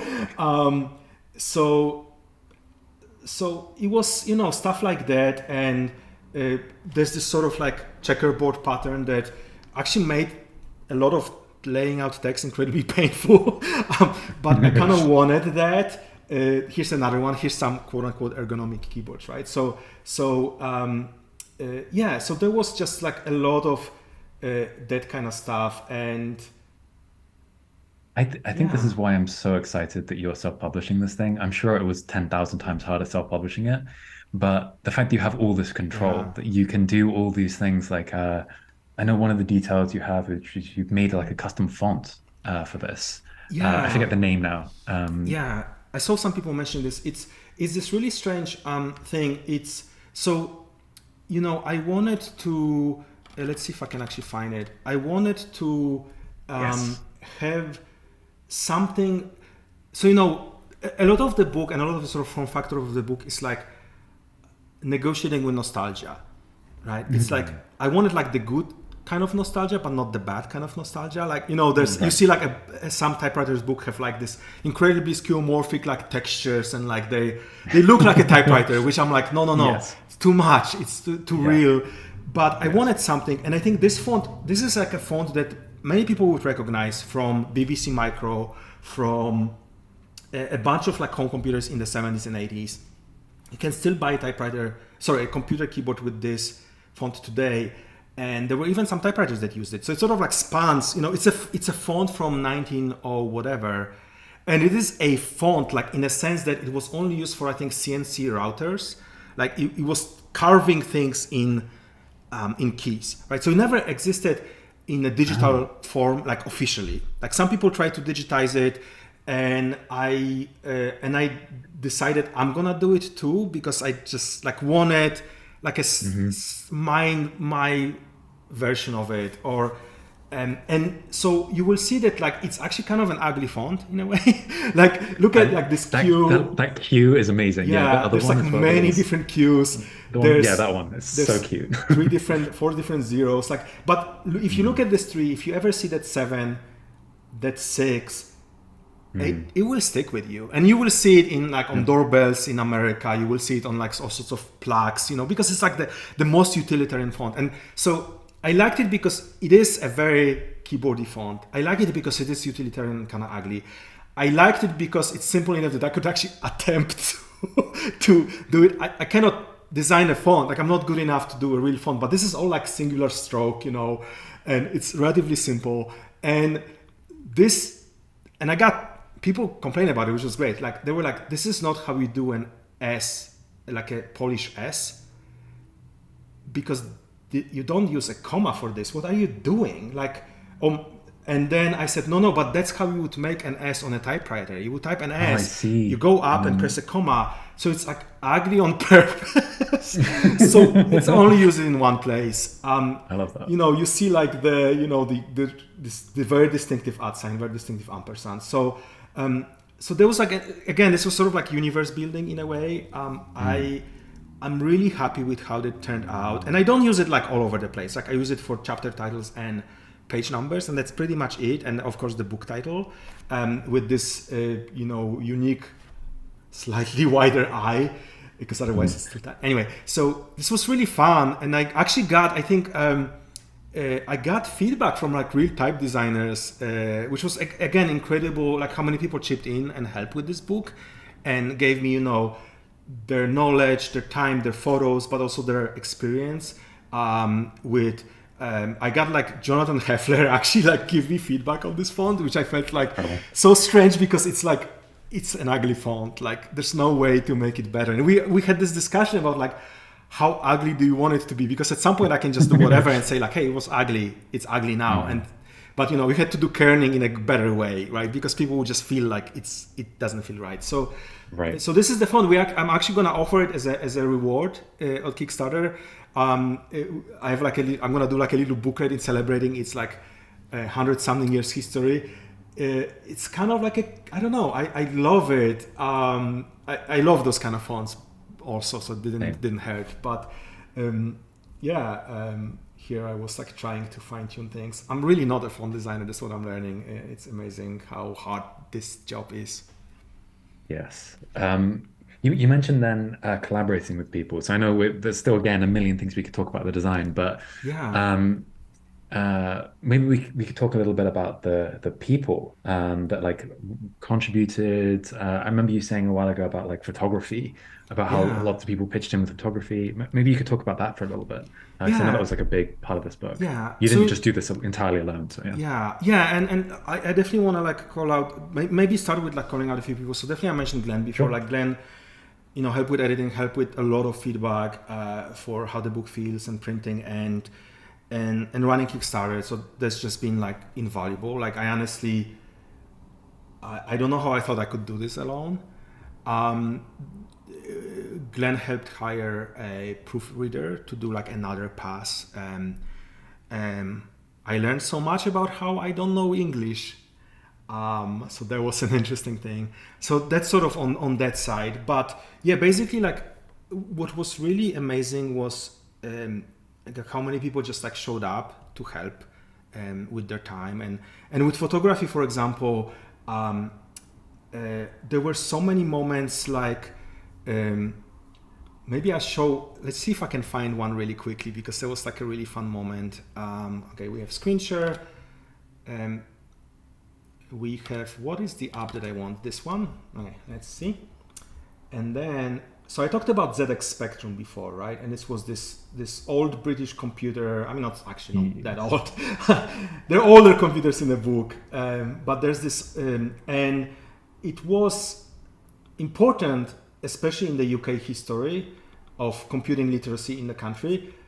But, it was also like bad in some ways. Like, look at this, like this. It's not going to be fun typing on this or even comprehending it.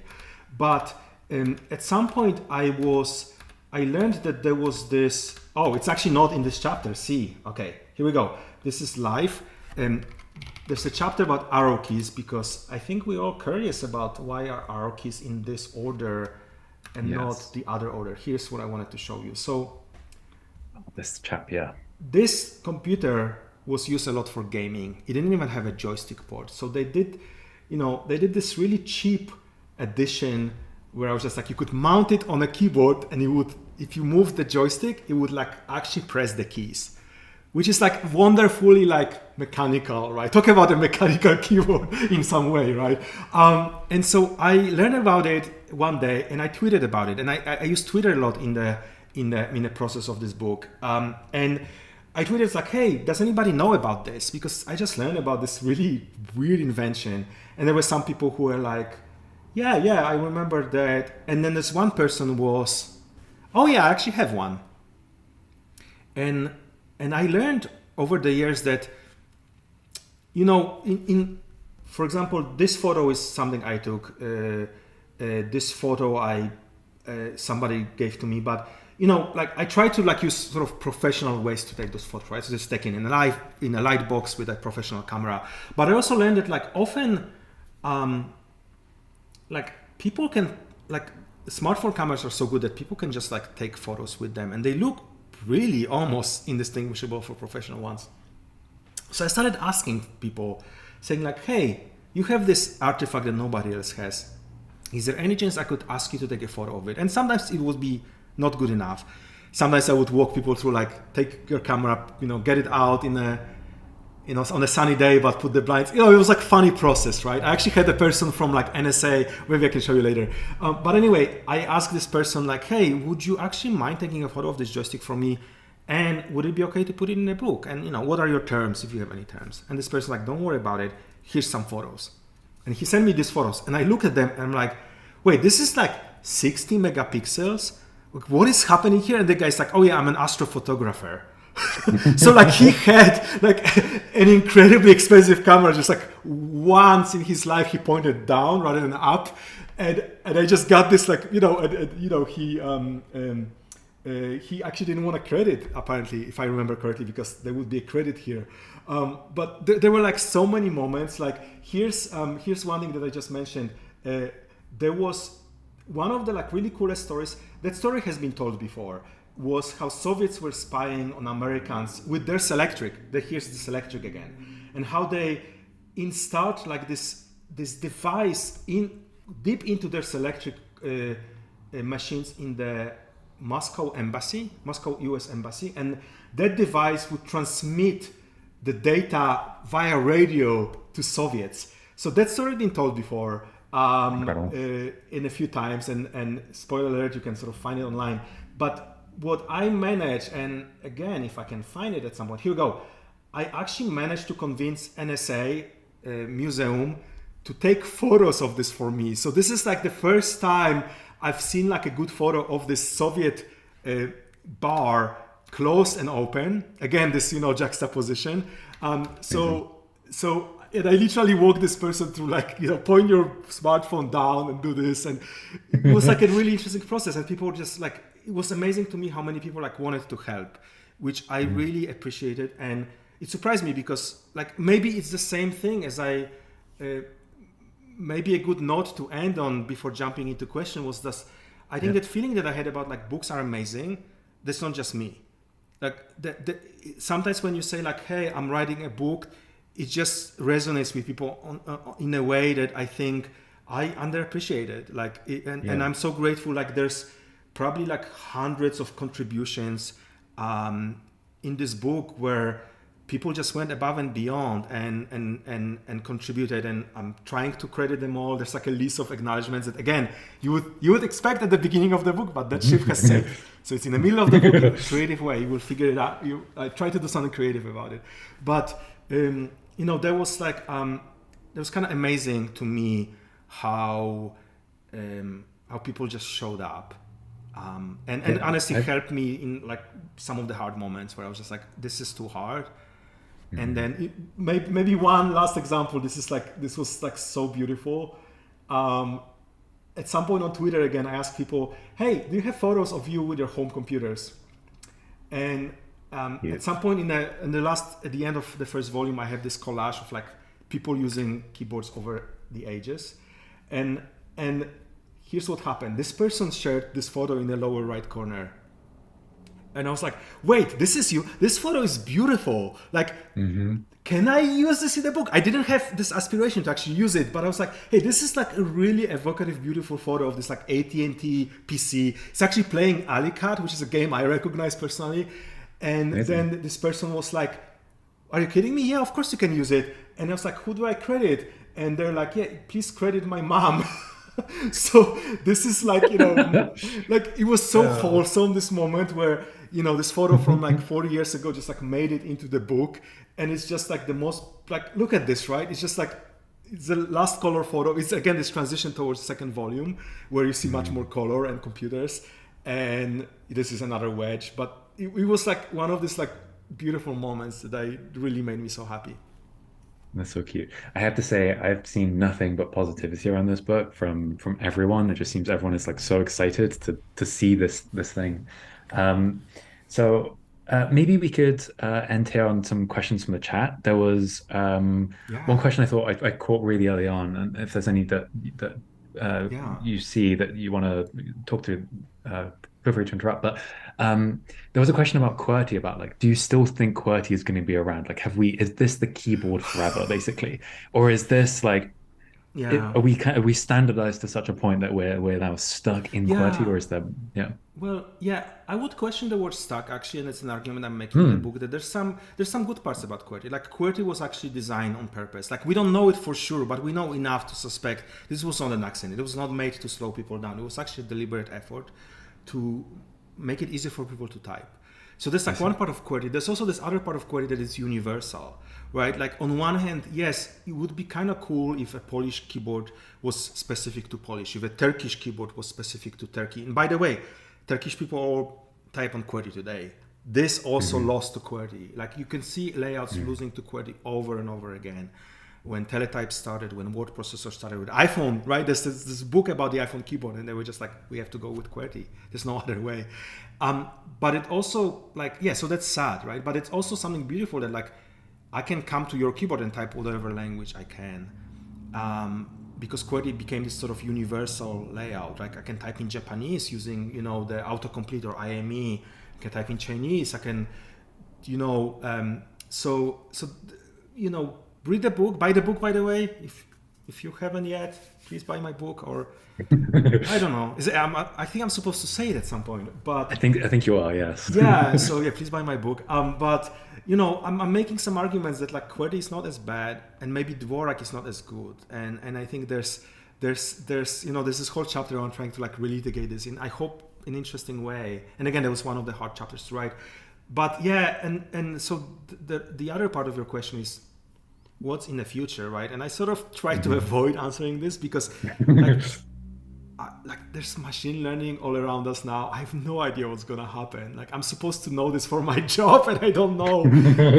and there's a few things that I do know. So I think if the keyboards stick around, I think QWERTY will stick around. Like QWERTY won over and over again that it's just sort of what's gonna happen, I think. But I don't think that's bad. I don't know if keyboards will be around, so that's the interesting thing, right? But there's also this like beautiful thing where keyboards, maybe initially by accident, but definitely much more deliberately later, ended up being like a really good human-computer interface. Like our fingers are, as I mentioned earlier, like really good at a lot of things. The motor memory helps us. Like I don't know how many people recognize when you type something and you press backspace because your fingers know you made a mistake before your brain. I mean, of course it's your brain, but you know what I mean? Like it's subconscious. Like fingers get so good at this that people are like watching themselves press backspace like, oh yeah, I guess I knew because my finger landed ever so slightly off the key. And I've done it so many times, right? I've had moments myself where my motor memory came back from like 15 years earlier. Like there was like, I pressed the shortcut that I haven't used in 15 years because it was just the right condition and it like came back. So there's just like this beautiful effect. So I think from talking to people, I understand that outside of a direct neural link, the keyboard is like the best human computer interface we could imagine. I think Jacob actually told me this. I think if he's still in the chat, he was one of the people who like walked me through this, saying like, this is just like a really good thing. You can do this while you're thinking about something else. You can do it as you're talking, you know, you can, QWERTY and the modern keyboards make it so easy to just start typing good enough. You know, you don't have to be Lenore Fenton, go at like 180 words per minute. You go 30 or 40, and that's literally possible to fingers. And then typing becomes sort of like a secondary activity where you can start taking notes. It stops being a thing you think about. It's just kind of wonderful. So like in a way, I'm curious what happens next. One of the things at the tail end of the book is this the last chapter is basically one of the biggest things that changed with keyboards is actually pretty recent, which is we started using them for talking.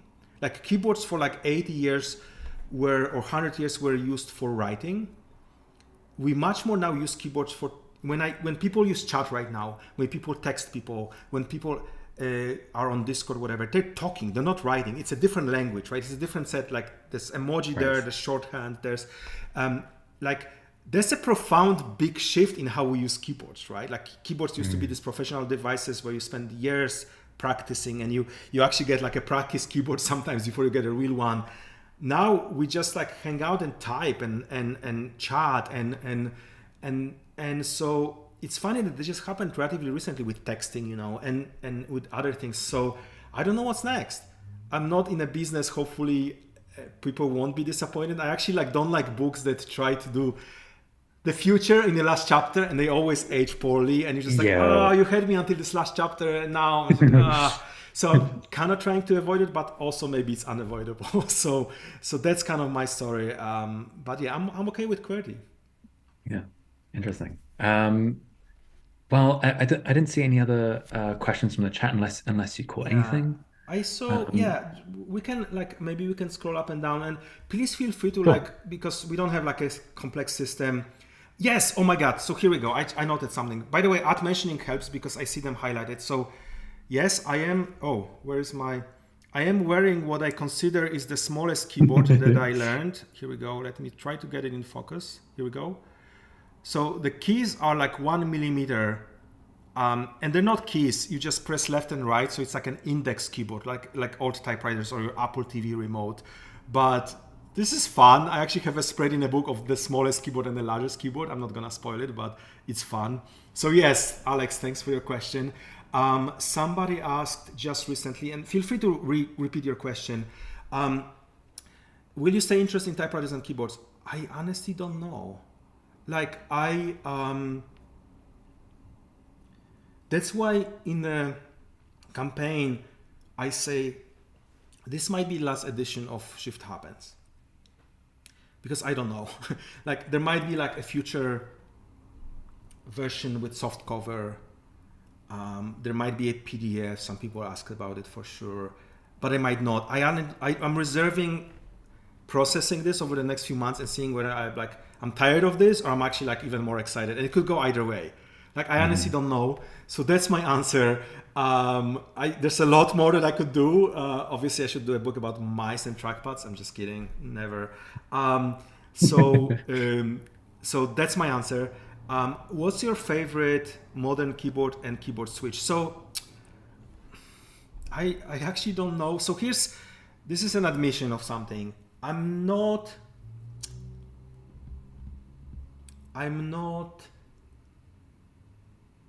as much into that space as some people that I know, right? So it's an incredibly fast-moving space, and I know there's like new key switches every month. And here, what I do have here is, what is this? This switch. I forgot. It's some yellow. See, this is not a bit. I don't remember what it is. It's a linear switch. It's a pretty soft because it's for zoom. Sorry for my camera wobbling. I actually didn't update some of the switches, so some of them are still something else. And I'm really not sure what it is. I think I have it written down somewhere. So I'm clearly not on top of that, but that's the one that I use. I don't know. I always like things that mean something to people. And actually, my favorite maybe switch.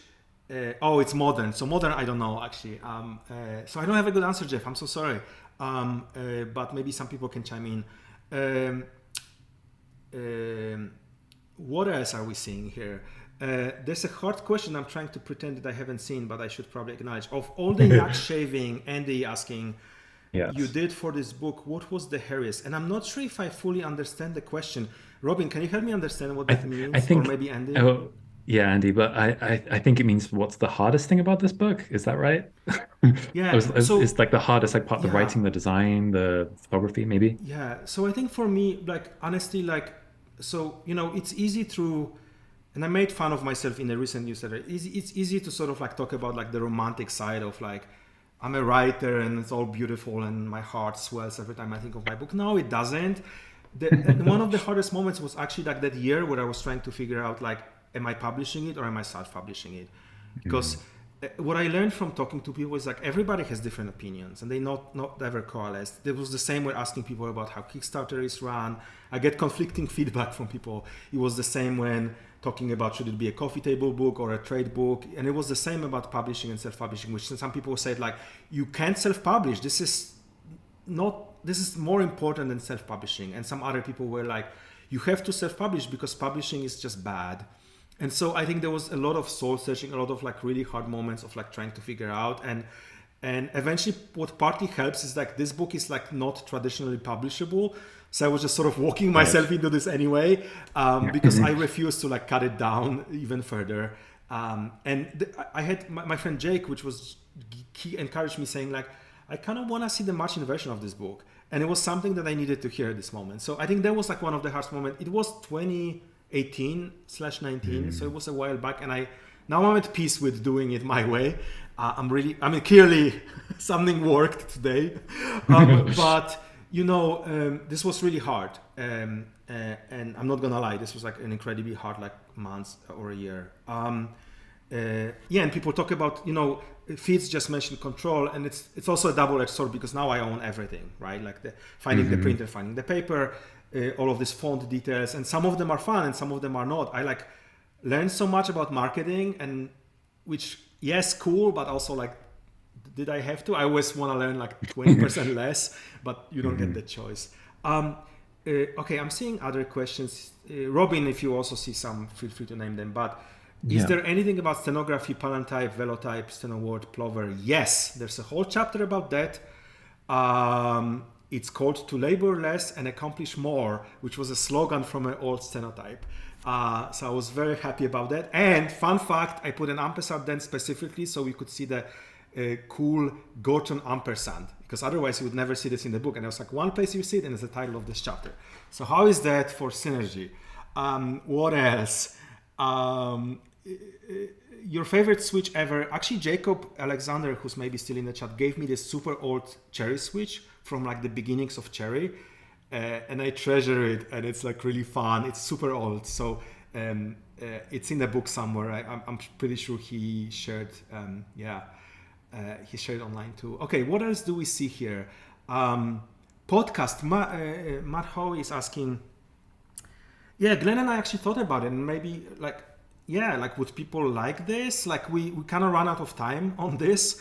There is some time between now and publication date, which is slated to be October. We can do things. There's definitely like a lot more stories, a lot of different stories that are not in a book. That's like the beauty and the hardship of like, there's just infinite number of stories. So maybe, if you'd like to listen to my voice for longer, please send me some encouragement. Okay, are there any other questions we're seeing? Yeah, please again, mention me, because then I see it highlighted and it really helps. I actually had a question left. If I can't see any others that I want to pick out here. You mentioned right at the beginning, I think, about the database. Yeah. And I don't know if everyone is familiar with the actual database that you've made for this book. So I don't know whether you'd want to like touch on that a little bit, because that to me is also one of the most impressive things, like artifacts about this book, besides the book itself. Let's share this. So this is something I'm glad. So Jason Scott is in the chat, and I think him and I actually talked about it, because at this point I have like, actually, should we do like a live check? Let's try to do this in real time. Let's see what happens. So I'm gonna click on my database, and you will see in real time how heavy it is. So here we go. I'm gonna put it in a window. So it's 773 gigabytes of stuff related to the book that is packaged in all sorts of different folders and all sorts of different groups. And so, let's say I have HHKB, which I know Gianni was asking about earlier, and you could sort of like see everything that I found about HHKB, including some archive websites and PDFs and photos. And it's actually like, I would love to give this to anybody interested. Like, we can talk about it, because like I think some people might find value in like finding different things in it, just like a lot of stuff here. So yeah, it's like searchable. So for example, I can search Selectric, and it sort of takes a while maybe, but now it's like everything I have about Selectric across all the folders, and I can imagine Incredible. It's a lot. But there's just like photos, there's magazines, there's all sorts of stuff. So it's all like this sort of ultimate kind of keyboard database. So Jason's already sort of skimming something. So I hope, I don't know, this was like one of the little flowers, I think, are like the new chapters the new folders since I finished the book. So you can see like how there's like a lot of like, I don't know, this is like some multimedia key stuff. Some of them are like simpler than the others, but like, there's also like weird, like one of my favorite like keys that look like faces Here's one. Here's you can see this very well. Here's like Incredible. here's another one. Here's like a face. Amazing. Here, oh my god, okay, this is not working. Or like this is this is classic computers in nature. Why not? I think it's like a meme, at this point. Or like tiny people on giant keyboards. Surprisingly, a lot. I don't know what's happening here. So there might be some newsletters where I just like slice and cool. And yeah, so I hope this helps. Yeah, there's just a lot in it, and it really helped me because then I can, like, part of the work was just like putting it together, then so I can start interrogating it, and I see the patterns, I see the stories, I see stuff. I saw actually a question, maybe because I think we're nearing, like, we should probably finish, right? Like we've been going on for like almost 2 hours, and I'm kind of curious where we are at the Kickstarter and what's happening, but this is really enjoyable. Somebody asked actually a really good question, which was, typing games. I'm sorry, Finn, I saw that.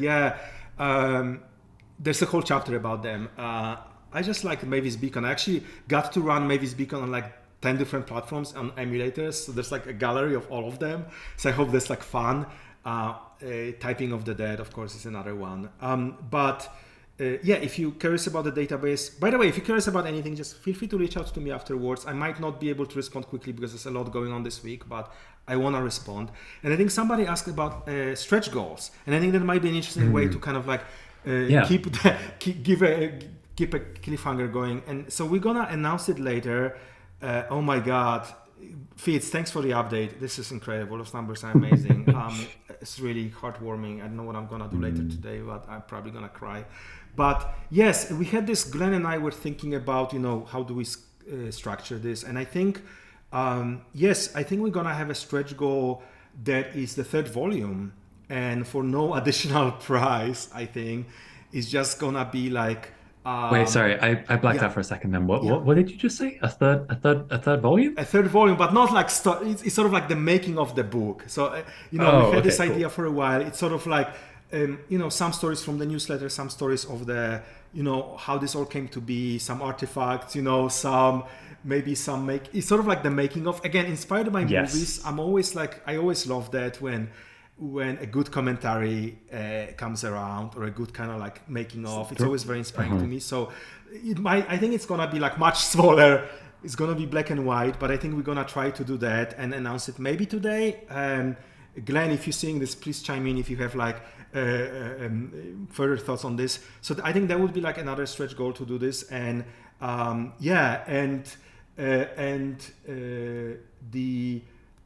I think it's gonna be fun to try it, because I think, by the way, thank you for everybody who's here who has been part of the newsletter, because the newsletter started in 2017, which was a year before the book was supposed to come out. So that's funny.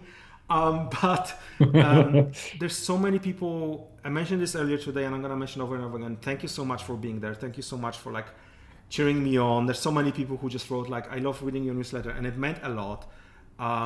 There's always it was incredible, and I think I'm proud of the newsletter itself, because it's like a different way of looking at the book. It's like the process, and getting to speak with Rick Dickinson I mentioned earlier, or Peter Title, or finding this rare photo through like this whole journey. And so maybe some of them will be in this 3rd volume, because I think they're just like fun stories, and I want people, like, a lot of the book was for me, what's gonna happen before it's done. Right, like what's the process? What am I enjoying about the process? And some of it, I think it's great capturing, and a lot of it is around people that I met or people who helped me, and some weird, I guess yak shaving is the term. I'm sorry, all of these things that happen. So I think we're gonna try to put some of this in a 3rd volume to make it feel a little bit more special. If we meet the 2nd goal, which I don't know what it is yet, but. Maybe we already met it. I think Fitz just like literally showed a number that was close to what I thought would be the stretch goal number. So I don't know. That's kind of amazing. So we'll see. But yeah, stay tuned. Follow me wherever. Go to the website. You know where to find me. Not that hard to find, but Jason had a If- great if- joke about I can't handwrite anymore. I just lost that. That's pretty good. Yeah. If I might be so bold as to request something for the volume 3, is we didn't touch into this. I don't know if you want to dive into that now, but how you kind of made this book in InDesign, how you kind of like built this little program to Yeah. take your text from Scrivener and like all that stuff. I'd love to read more about because that's also super fascinating. Yeah. So we can put it in. Yeah. Yeah, Cool. that'd be amazing. Cool. I think unless there's anything else, unless there's any other questions or anything else you want to dive into, I think maybe this is a good place to wrap Yeah. things up, maybe. Yeah. So Perfect. one Yeah. last reminder, maybe to go check out the Kickstarter. Yeah. Back it again if you have already. Is it? Am I supposed to say that? 3 times, volume 3. Yeah. Back yeah. it, No, but like again, thank you so much for everybody showing up here and chatting. This is really fun to see all of these faces, and I know it's a work day. I took a week of work, but I don't think anybody else did. So really, really appreciate this. Yeah, reach out to me anytime. Tell me what you think. Tell me if you have any good keyboard stories because they're always coming. I'm never bored of them. I can still rewrite the book. This is where Glenn gets scared when I talk about this. Now, I don't want to rewrite the book unless I find something really amazing. The book is done, but share your stories, share and ask questions. And any feedback, honestly, like if you don't like something, please do that as well. I'm always interested in what can be better. But yeah, thank you for being here and being part of this journey one way or the other. And I think some of you have been part of this journey for like better part of a decade, which is like a scary thing to say, but nonetheless very, very appreciated. So thank you. Thanks everybody. Thank you everyone. And I should say for the live stream, I'm sure everyone thinks this too. Like this book is amazing. It's really beautiful. It's amazing to see it all come together, and it's amazing that the Kickstarter went through, and it's just fabulous to watch. Great. Yeah. Okay. Thanks so much. Cool. Yeah, and this will be recorded if anybody wants to catch up on this. I think this was recorded. This will be published somewhere on the website. So, and thanks so much for Robin. Like Robin's actually working on a book of his own. I generally really encourage you to subscribe to his newsletter where he's also going through like his own version of this process and a different book, but it's just fun. It's fun to watch people do that. And the same with a lot of people in the chat that I've learned so much from your creative projects before, and I really appreciate them. So thank you so much. And yeah, thanks for hosting, and I see you some other time on the internet. I don't know how to end things. Yeah. Super awkward. Bye. Or Bye. Thanks everyone. Bye. Bye.